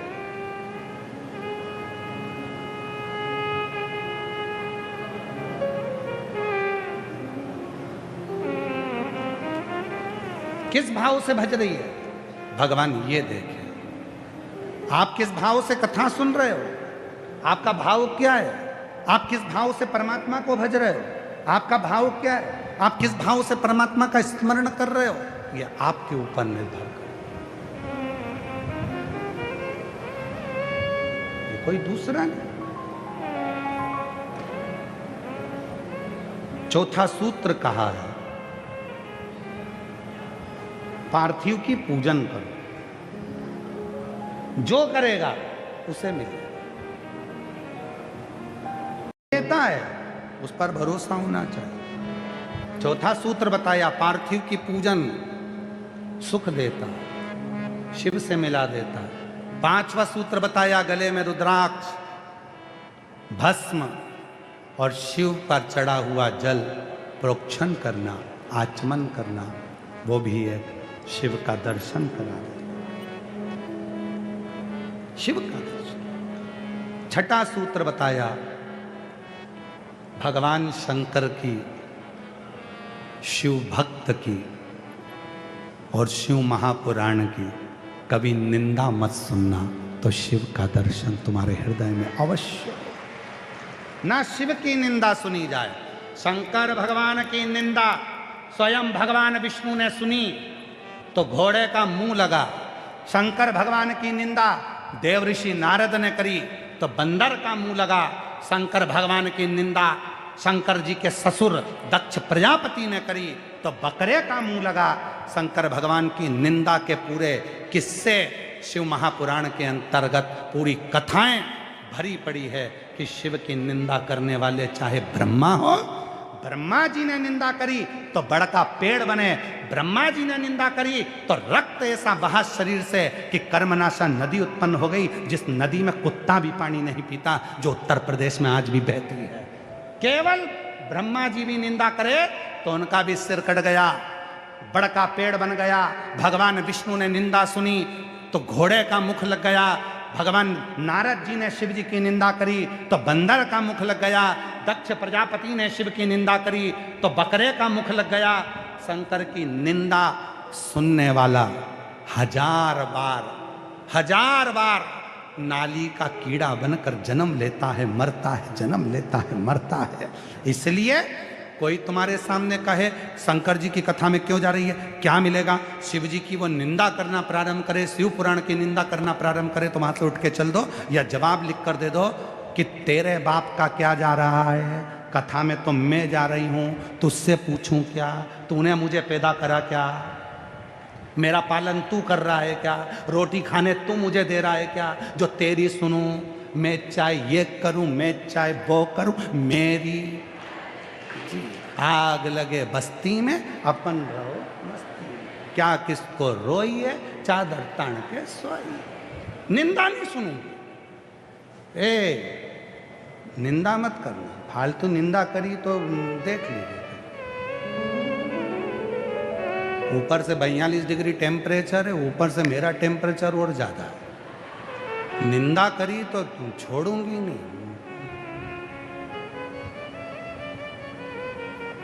छोड़ूंगी नहीं। इसीलिए मैं निंदा सुनने के लिए नहीं आई, कथा सुनने आई हूं। कथा सुनना है मुझे। जरा सी गलती देव ऋषि नारद जी से हो गई थी, कामदेव पर विजय प्राप्त कर ली, भगवान विष्णु के पास पहुंच गए, जाकर कह दिया नारायण, जिसको शंकर जी नहीं जीत पाए उस कामदेव को मैंने जीता है। शंकर जी की जो निंदा सुनी भगवान विष्णु ने कान बंद कर लिए। नारद जी बोल रहे हैं आप कान बंद कर रहे हो, भगवान विष्णु कह रहे हैं अरे नारद तूने शिव की निंदा कर दी, लक्ष्मी जी उठकर खड़ी हो गई, शंकर की निंदा। अब तो मेरे प्रभु को जरूर दोष लगेगा। भगवान विष्णु ने पूछा, प्रभु, लक्ष्मी जी पूछी क्या हुआ? शिव जी की निंदा सुन ली लक्ष्मी, तो शिव की निंदा सुन ली तो क्या होगा? भगवान विष्णु ने कहा, मेरा सिर कट जाएगा लक्ष्मी, और मुझे घोड़े का मुंह लग जाएगा लक्ष्मी। लक्ष्मी, केवल मैंने अकेले ने निंदा नहीं सुनी है, तू मेरे चरण दबा रही थी, निंदा तेरे कानों में भी गई है, इसलिए तुझे भी घोड़ी बनना पड़ेगा। तू भी अश्वी बनेगी, तू भी घोड़ी का रूप लेगी। लक्ष्मी, निंदा लक्ष्मी ने सुन ली तो उसको भी अश्वी बनना पड़ा, घोड़ी बनना पड़ा। भगवान नारायण ने निंदा सुनी तो उनका गला कटा, घोड़े का मुख लगा, हयग्रीव अवतार हुआ, अश्व का मुख लगा। निंदा सुनी। देव ऋषि नारद से कहा, नारद जी एक निवेदन करूं आपसे? बोलो, आपसे निवेदन है। आप अभी कहाँ जा रहे हो? शिव जी के पास। आपसे निवेदन है, जो मुझसे कहा वो शंकर से मत कहना। कह दिया, हो गया। अब निंदा मत करो।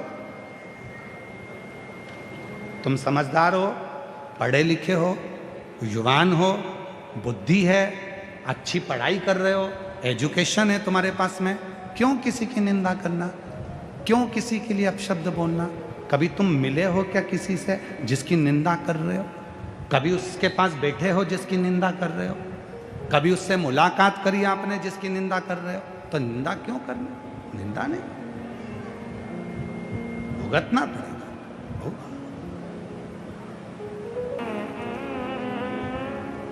भुगतना पड़ सकता, इसलिए अब दया करो है भोलेनाथ, मस्त रहूं तेरी मस्ती में। अब दया करो रे भोलेनाथ, मस्त रहूं तेरी मस्ती में। अब दया करो रे भोलेनाथ, मस्त रहूं तेरी मस्ती में। मेरे सिर पर रख दो अपना हाथ, मस्त रहूं तेरी मस्ती में।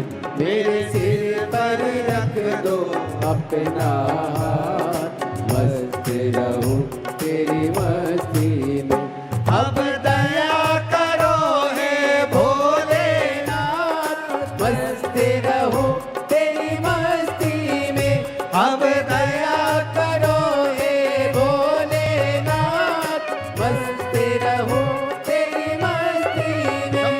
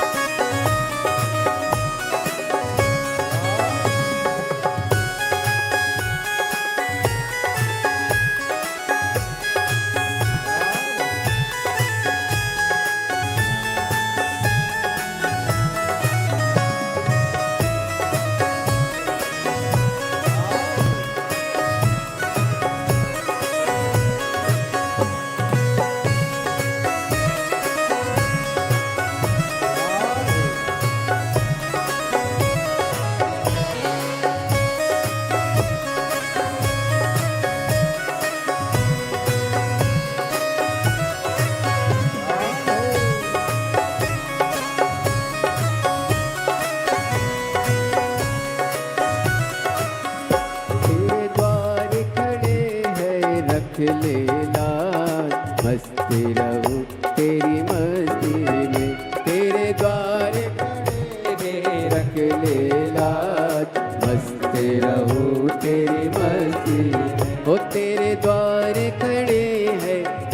ले लाज, मस्त रहूं तेरी मस्ती में। तेरे द्वार खड़े रख ले लाज, मस्त रहूं तेरी मस्ती में। मैं तो झूम झूम के नाचूं आज, मस्त रहूं तेरी मस्ती में। मैं तो झूम झूम के नाचूं आज, मस्त रहूं तेरी मस्ती में। अब दया करो हे भोलेनाथ, मस्त रहूं तेरी मस्ती में। अब दया करो हे भोलेनाथ, मस्त रहूं तेरी मस्ती में।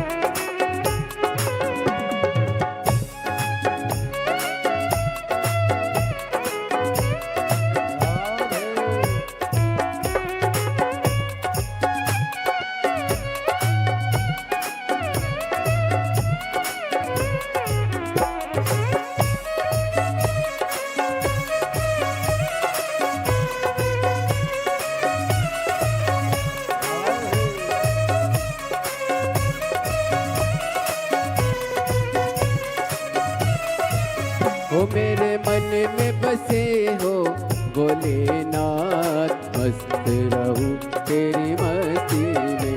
मेरे मन में बसे हो भोलेनाथ, मस्त रहूं तेरी मस्ती में। हो मेरे मन में बसे हो भोलेनाथ, मस्त रहूं तेरी मस्ती में। मेरे मन में बसे हो भोलेनाथ, मस्त रहूं तेरी मस्ती में। मैं तो हर पल करूं प्रभु तेरी आस, मस्त रहूं तेरी मस्ती में। मैं तो हर पल करूं प्रभु तेरी आस, मस्त रहूं तेरी मस्ती में। अब दया करो हे भोलेनाथ, मस्त रहूं तेरी मस्ती में। अब दया करो हे भोलेनाथ, मस्त रहूं तेरी मस्ती में।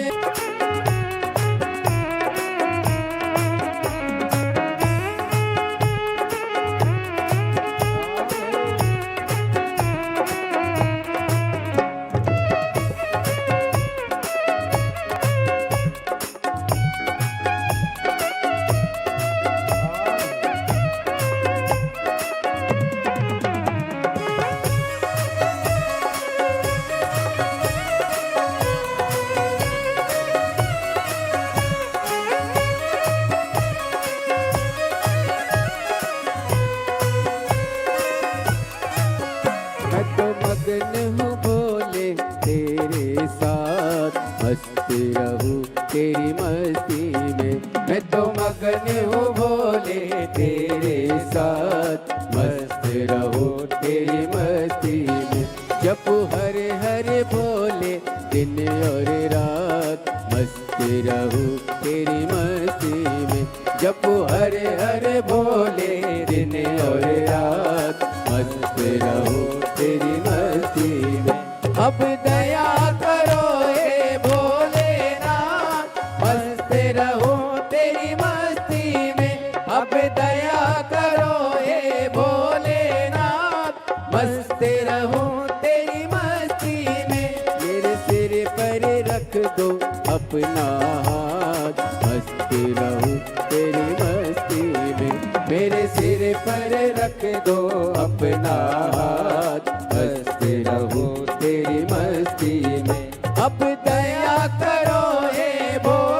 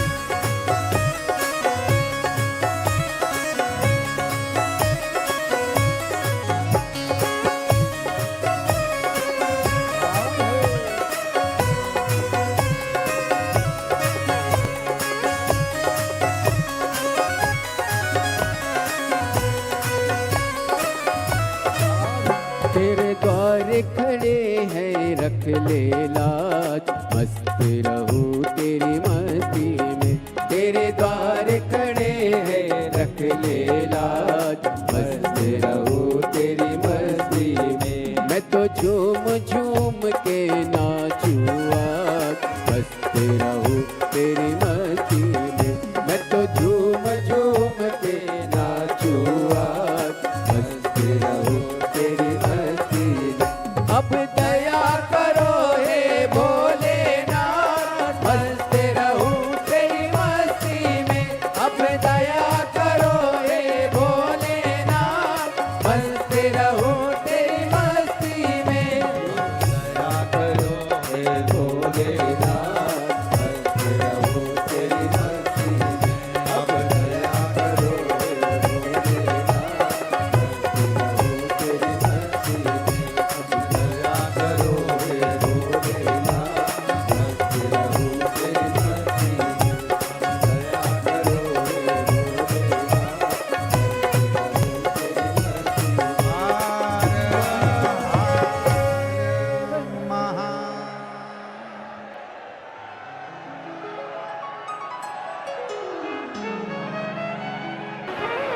ये कथा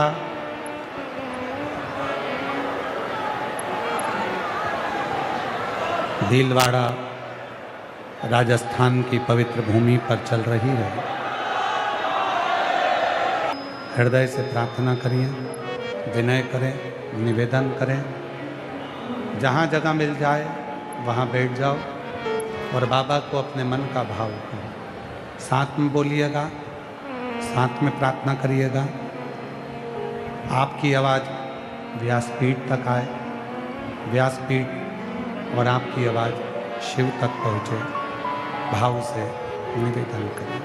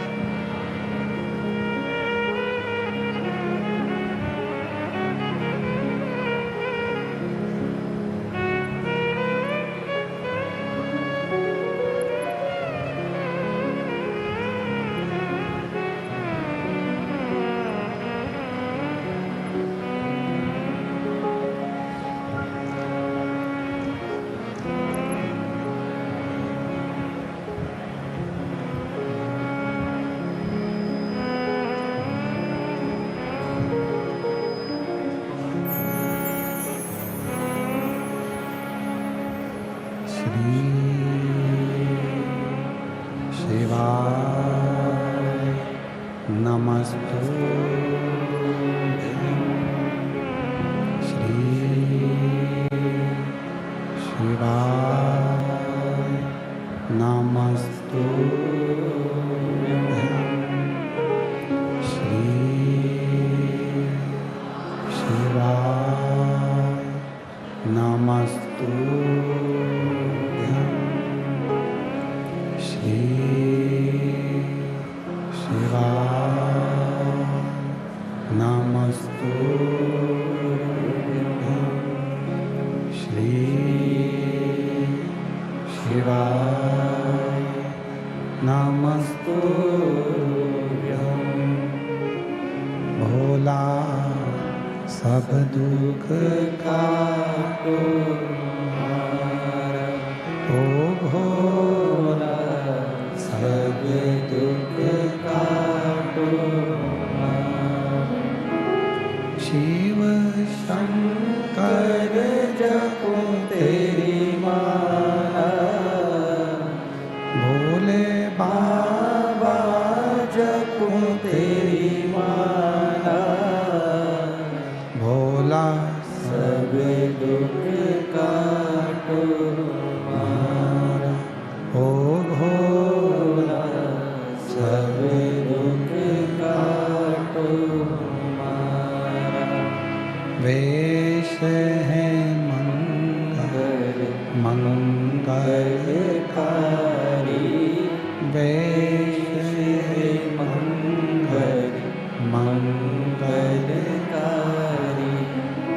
शमशान वासी हमारा, शमशान वासी हमारा, ओ भोला सब दुख काटो हमारा, ओ भोला सब दुख काटो हमारा।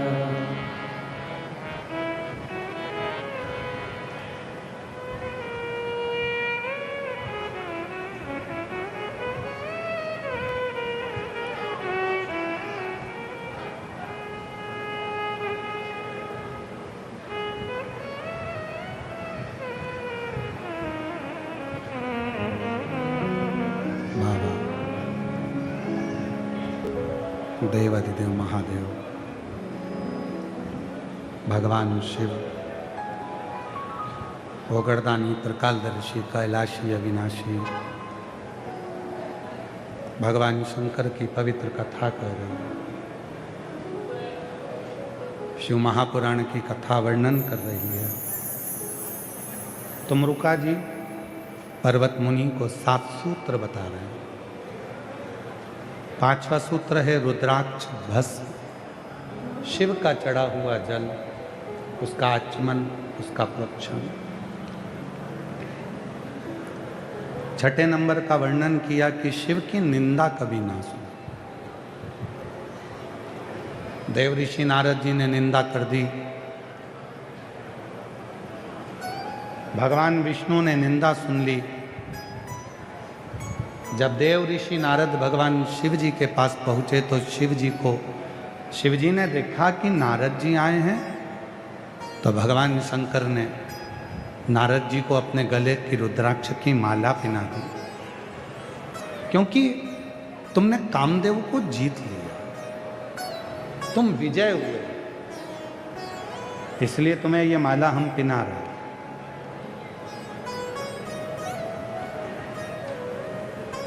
जब व्यक्ति बहुत दिव्यता का कार्य करता है तो उसको लोग माला पहनाते हैं, आदर देते हैं, सम्मान देते हैं। देव ऋषि नारद ने जैसे गले में माला पहनी, थोड़ी दूर बाहर निकले, माला को निकाल कर रुद्राक्ष की माला को देव ऋषि नारद ने भूमि पर डाल दिया। वहीं से नंदी का आगमन हुआ। नंदी ने उस माला को उठाया, शिव जी के पास ले जाकर उनको प्रणाम कर दिया, प्रणाम कर दिया। शिव महापुराण की कथा कहती है शंकर भगवान की कथा का वही हकदार है जिसके दिल में शिव बसा हुआ है, जिसके हृदय में शिव बसा। वरना ये कथा भी उसको समझ में नहीं आएगी, अगर कितनी भी बात दो तो भी शिव तत्व को पहचानना कठिन है।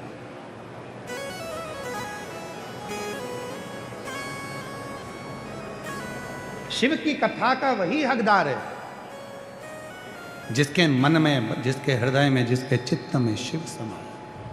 शिव तत्व को जानना कठिन है।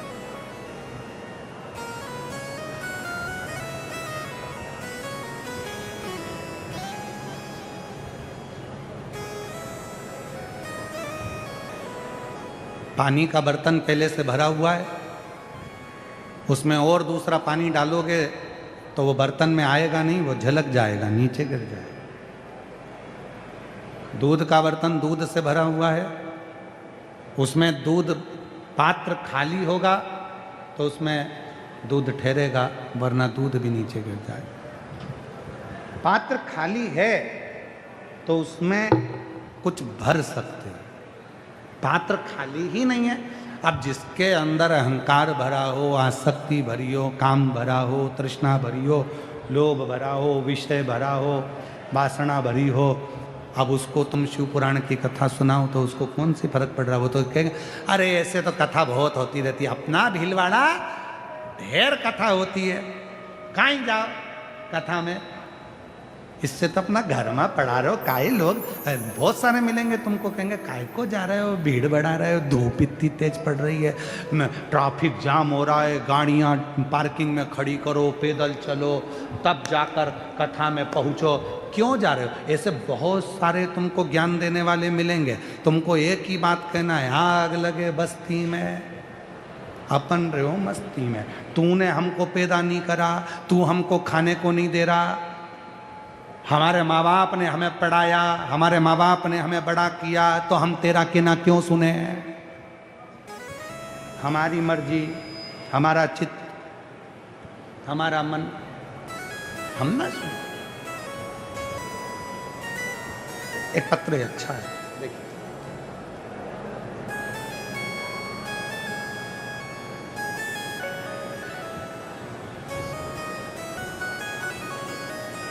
पत्र देखिए।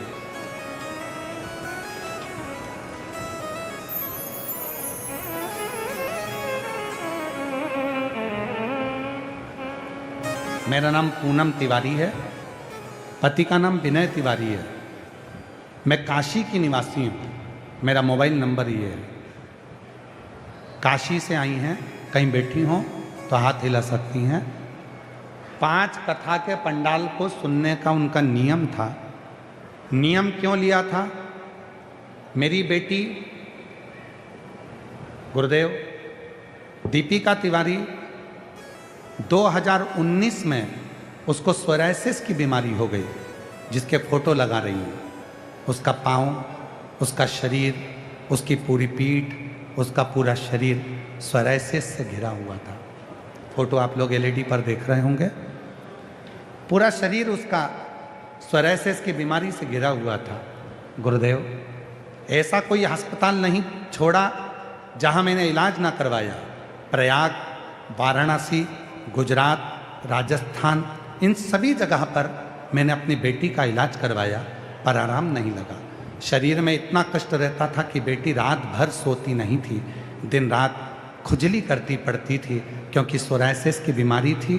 खुजाते खुजाते खून आने लगता था शरीर में से। गुरुदेव जब बेटी स्कूल जाती, बच्चे उससे दूरी बना कर रहते, उसके पास कोई बैठता नहीं था, ना ही कोई बात करता था। बेटी घर आकर खूब रोती थी। गुरुदेव यह सब सुनकर बहुत दुख होता था। तभी मेरी माँ आपकी कथा श्रवण करती थी और मेरी माता ने आपके बारे में बताया। सियोर वाला बाबा है, कथा कहता है, केवल उसके पंडाल में पहुँचो, कथा श्रवण करो, और उसकी मिट्टी को अपनी बेटी के शरीर पर लगाया। माँ इतने दिन से मैंने इलाज करवाया, आराम नहीं लगा, तो पंडाल की मिट्टी क्या आराम देगी। मैंने अपनी माँ की बातों पर भरोसा नहीं करा। फिर मेरी माँ ने फ़ोन किया, एक बार तू जा तो सरी कथा में, पंडाल में पहुँच तो सरी। और हम अपनी बेटी को लेकर, जब कोसी कला मथुरा में आपकी कथा चल रही थी, तब हम काशी से कथा सुनने अपनी बेटी को लेकर आ गए। काशी में कोसी कला मथुरा में कथा सुनी, वहाँ के पंडाल में बैठकर पंडाल की मिट्टी को लेकर बेटी के पूरे शरीर पर लगाया। गुरुदेव आप कहते हो ना कि बाबा उसी को कथा में बुलाते हैं जिनको कुछ देना होता है। मुझे लगा मेरे बाबा भी मेरी बेटी को सही करने वाले थे, इसलिए मुझे बुलाया था। गुरुदेव मेरा विश्वास बढ़ गया। पंडाल की मिट्टी को रोज बेटी के शरीर पर लगाती, पंडाल में ही सोते, पंडाल में ही भोजन करते, और बाबा की ऐसी कृपा हुई गुरुदेव, 3 महीना जाने दो, 2 महीने में मेरी बेटी के शरीर से उस सोरायसिस बीमारी के दाग जाने लगे। और बाबा ने ऐसी कृपा कर दी। मैंने नियम लिया था, मेरी बेटी अगर पूरी ठीक हो जाएगी तो 5 पंडाल में कथा सुनूंगी। और बाबा आज भीलवाड़ा में ये मेरा 5वां पंडाल पूरा हो रहा है। आज मेरी बेटी पूरी तरह से ठीक हो गई, जिसका मैं फ़ोटो लगा रही हूँ। मैं अपनी बेटी का फ़ोटो लगा रही हूँ जिसमें वो पूरी तरह से ठीक हो गई है। मैं अपनी बेटी का चित्र भी लगा रही हूँ। बाबा को प्रणाम करती हूँ। एक लाइन अच्छी लिखी है, आप भी गुनगुनाएं महाराज। अटका हुआ मेरा सारा काम हो गया, अटका हुआ मेरा सारा काम हो गया, कुबरेश्वर वाला बाबा मुझे मेहरबान हो गया। कहीं बैठी हो तो आ सकती हैं। एक पत्र और बड़ा सुंदर है महाराज।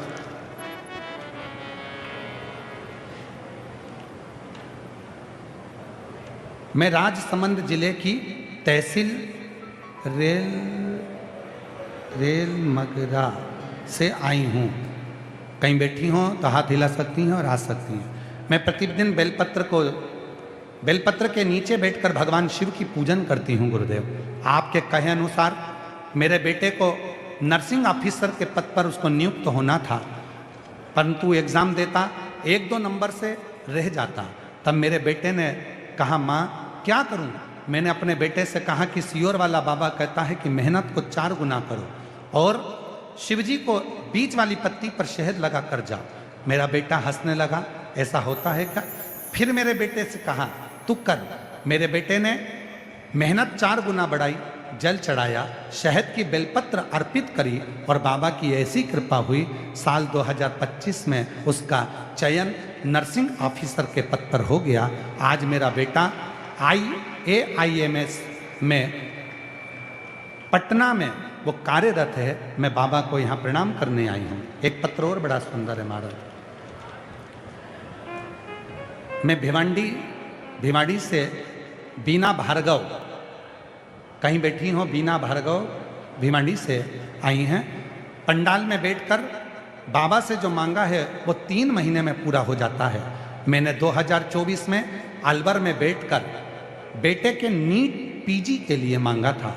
बेटे को विश्वास नहीं था कि पंडाल में बैठकर मांगने से कुछ मिलता है क्या। मम्मी, जब मैं बचपन से भोले बाबा को जल चढ़ाता हूँ तो मेरा बाबा सुनता क्यों नहीं? मैं अपने बेटे को ले गई अलवर की कथा में, उसने वहाँ बैठकर बाबा से विनय करी और आज मेरे बेटे का AIMS में सिलेक्ट हो गया है। आज मेरे बेटे ने नीट क्लियर कर लिया और बाबा की कृपा से मेरा बेटा सिलेक्ट हो गया। मैं बाबा को यहाँ प्रणाम करने आई हूँ। जिनके पत्र पढ़े हैं अगर वो बैठे हों तो आ सकते। तेरी कृपा बिना न हिले एक भी अणु, लेते हैं श्वास तेरी कृपा से तनो तनो। बखान क्या करूं मैं राखों के ढेर का, चपटी भभूत में खजाना कुबेर का। तो भगवान तुमरुका जी पर्वत मुनि को कह रहे हैं शिव की निंदा ना सुनो। देव ऋषि नारद ने निंदा कर दी, बंदर का मुख लग गया। भगवान विष्णु ने निंदा सुनी, प्रेशर बढ़ा। भगवान विष्णु ने निंदा सुनी, अश्व का मुख लग गया। 7वां सूत्र है, आखिरी सूत्र है जो पर्वत मुनि को तुमरुका जी कह रहे हैं। 7वां सूत्र।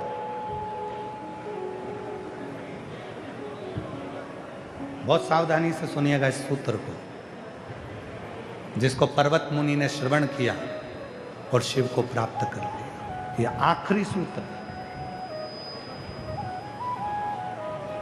कोई भी शिवलिंग, 7वां सूत्र है, किसी भी शिवलिंग को छोटा और बड़ा नहीं कहना चाहिए। जो घर में शिवलिंग है वो भी 12 ज्योतिर्लिंग के बराबर है, और जो 12 ज्योतिर्लिंग में शिवलिंग है वो भी। तुम्हारे घर के पास में जो शंकर जी का मंदिर है उसमें जो शिवलिंग है वो शिवलिंग भी किसी से कम नहीं है।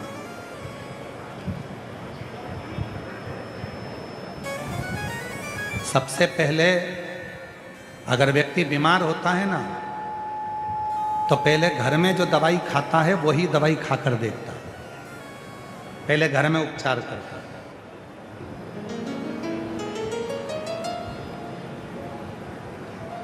बोलो सही है कि गलत है? सिर दुख रहा है, पेट दुख रहा है, लाओ थोड़ी सी हींग लाओ, पेट पे लगाओ, हींग खा लो। सिर दुख रहा है, बाम लगा लो। कोई टेबलेट खा ली जो गर्म नहीं थी। पहले घर का ट्रीटमेंट। ना जाने कितने लोग बैठे हैं इस कथा के पंडाल में जिनके दिल में ये है मुझे अब की बार अमरनाथ जाना है, मुझे अब की बार केदारनाथ जाना है। अमरनाथ केदारनाथ बाद में जाना, पहले घर के पास में जो शंकर जी का मंदिर है वहाँ एक लोटा जल तो चढ़ाना चालू कर दे, फिर अमरनाथ जा, फिर केदारनाथ जा। पहले वहाँ तो जा। अमरनाथ जाना है, केदारनाथ जाना है।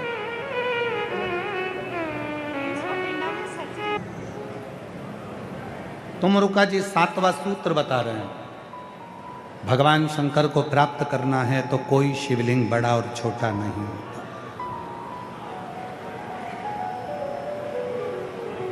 कोई शिवलिंग बड़ा छोटा नहीं।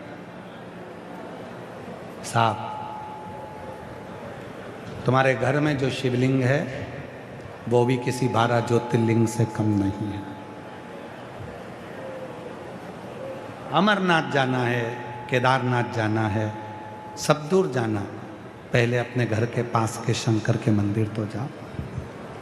व्यक्ति बीमार होता है पहले घर का इलाज करवाता है, घर का इलाज काम नहीं करता तो व्यक्ति फिर अपने गांव के हॉस्पिटल में डॉक्टर को दिखाता है, गांव के हॉस्पिटल में इलाज करवाता है, फिर अपने ज़िले के हॉस्पिटल में जाता है, ज़िले के हॉस्पिटल में काम नहीं हो पाता तब फिर वो जयपुर, उदयपुर, जोधपुर, बड़ी सिटी में, भीलवाड़ा में, फिर वो बड़े शहर में जाता है, वहाँ से भी काम नहीं होता, फिर वो मुंबई, दिल्ली जाता है, ना जाने फिर वो विदेश जाता है।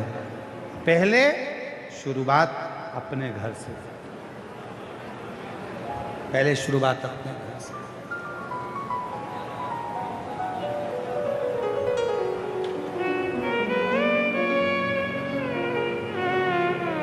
शुरुआत अपने घर से। क्यों डॉक्टर साहब, सही है? पहले शुरुआत अपने घर से। और अपने घर से जो शुरू किया, दुख है, तकलीफ है, कष्ट है, पहले अपने घर में जो शंकर का शिवलिंग है उस पर विश्वास करो। एक लोटा जल चढ़ाना प्रारंभ करो, फिर मंदिर जाना चालू करो अपने घर के पास में, फिर मंदिर, फिर बाबा तुम्हारा हाथ पकड़कर एक दिन तुम्हें उज्जैन, काशी, फिर हाथ पकड़कर मेरा बाबा 12 ज्योतिर्लिंग के बीच में विराजमान कुबेरेश्वर धाम में बुला ही लेगा। फिर कुबेरेश्वर धाम आ गए, प्रणाम किया, रुद्राक्ष लिया, कंकर शंकर की पूजन करी, लिया, प्रणाम किया, चल शिव को, शिव को। और मेरा तू ही तो हमदर्द है जिसे हर दर्द कहता हूँ, मेरा तू ही तो हमदर्द अब रोते नहीं, अब खुश हो जाए। जिसे हर दर्द कहता हूँ, दुनिया के आगे प्रभु बेटी को स्वदेश हो गया था। भैया बता रहे हैं ऐसा कोई हॉस्पिटल नहीं रहा जिसमें अपनी बेटी की जिंदगी के लिए मांगा नहीं। सब ने कह दी थी ये वो बीमारी है जो मरते दम तक नहीं। आंसू पोछो साहब, आंसू पोछो, पहले आंसू बोल रहे हैं। डॉक्टर ने कह दिया था सोराइसिस आखिरी तक ठीक नहीं होती, पर माँ ने कह दिया था कि पंडाल में बैठकर वहाँ की मिट्टी को शरीर पर लगा। अलवर मथुरा पहुँच गई और काशी से मथुरा जाकर कथा सुनी, बेटी को मिट्टी लगाना चालू करी। वहीं बेटी ठीक होना चालू हो गई। 5 पंडाल में कथा सुनना था, आज 5वां पंडाल पूरा हो गया। जोरदार ताली। दुनिया के आगे प्रभु चुपचाप मेरे रहता हूँ, मेरा तू ही तो हमदर्द है जिसे हर दर्द कहता हूँ, मेरा तू ही तो हमदर्द है जिसे हर दर्द कहता हूँ। उसको भजना, उससे कहना, प्रार्थना करना, निवेदन करना। यदि उसने तुमको हाथ पकड़कर कथा के पंडाल में लेकर आया है तो उसको अपने दिल की बात कहना। दिल की एक बहन बैठी है जिसको घर के लोग ताना देते थे, अपशब्द कहते थे, बच्चा नहीं था उसको। कई साल निकल गए थे उसको, कई साल। सीहोर चली गई कुबरेश्वर धाम, वहां से 1 कंकर की जगह 2 कंकर लेकर आ गए और बाबा ने ऐसी कृपा कर दी कि उसके घर में 2 जुड़वा बेटे हो गए। यहाँ बेटी है, वो कहीं बैठी हो और उसके दोनों लड़के यहाँ पर हों तो लेकर आ सकती है, कहीं बैठी हो तो दोनों बच्चों को लेकर आ सकती है। 2 जुड़वा बेटे हो। उसकी भक्ति, उसका विश्वास, उसकी दृढ़ता, उसका भरोसा शिव के प्रति, शंकर के 1 लोटे जल के प्रति। एक आस लेकर आप लोग भी आए, विश्वास लेकर आप लोग भी आए शिव के पास। उसको अपना बनाओ। कोई शिवलिंग छोटा बड़ा नहीं होता। अपने घर के पास के शंकर के मंदिर में रोज जाओ, रोज लोटा भर के जल चढ़ाओ।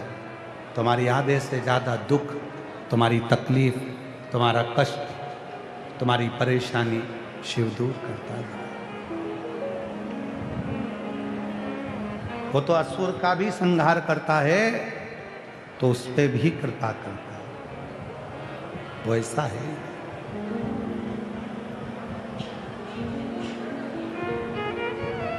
महाराज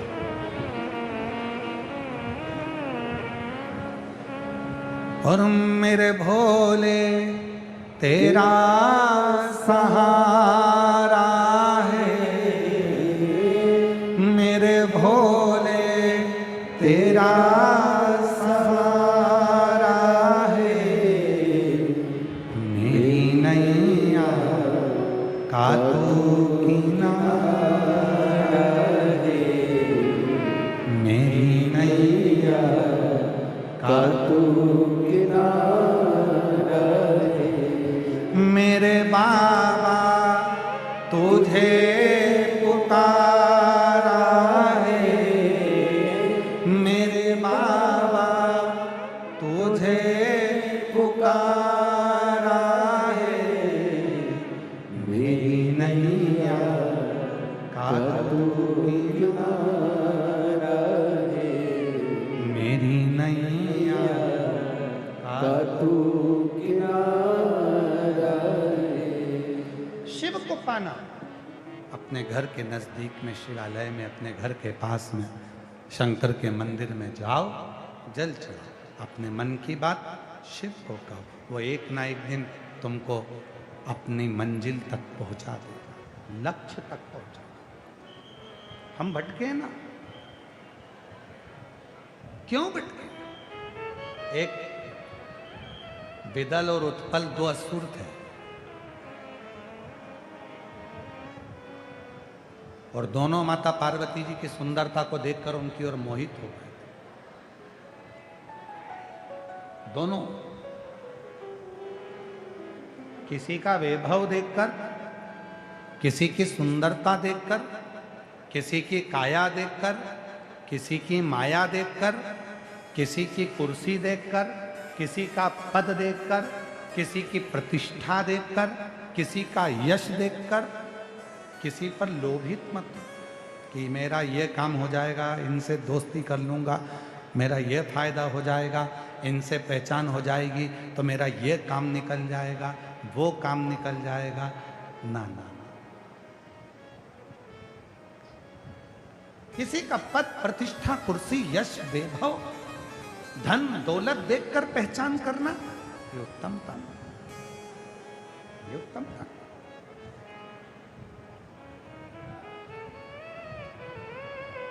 सुंदर है, आकर्षित है, तो उसकी ओर तुम आकर्षित हो गए? नहीं।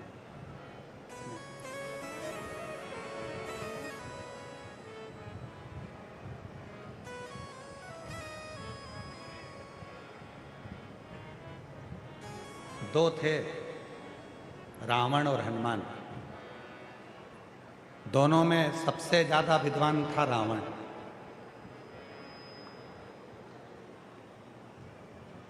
रावण विद्वान था, बहुत विद्वान था, फिर भी मारा गया। क्यों? विद्वान होना एक अलग बात है और विद्यावान होना एक अलग बात है। हनुमान जी विद्यावान थे, रावण विद्वान था। विद्यावान की निशानी होती है, छोटा हो चाहे बड़ा सबके आगे झुककर चलता है। हनुमान जी लंका में प्रवेश करते समय लंकनी के आगे भी झुक जाते हैं। विद्यावान गुणी अति राम काज करीबे। हनुमान जी विद्यावान है, रावण विद्वान है। और याद रखना, संसार में बहुत सारे विद्वान घूम रहे हैं, पर तुम उसी को पकड़ना जो विद्यावान हो, जिसमें नम्रता हो, आदर हो, सम्मान हो, सत्कार हो, प्रणाम करे, नमन करे, उसको चुनिए, उसको प्राप्त करें।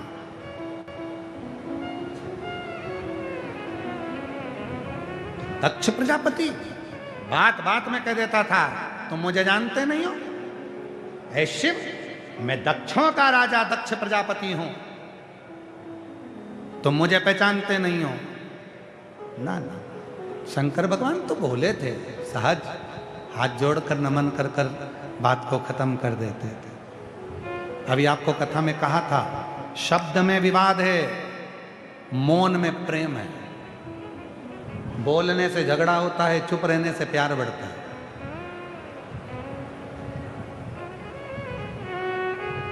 वो लाइन फिर स्मरण करिए।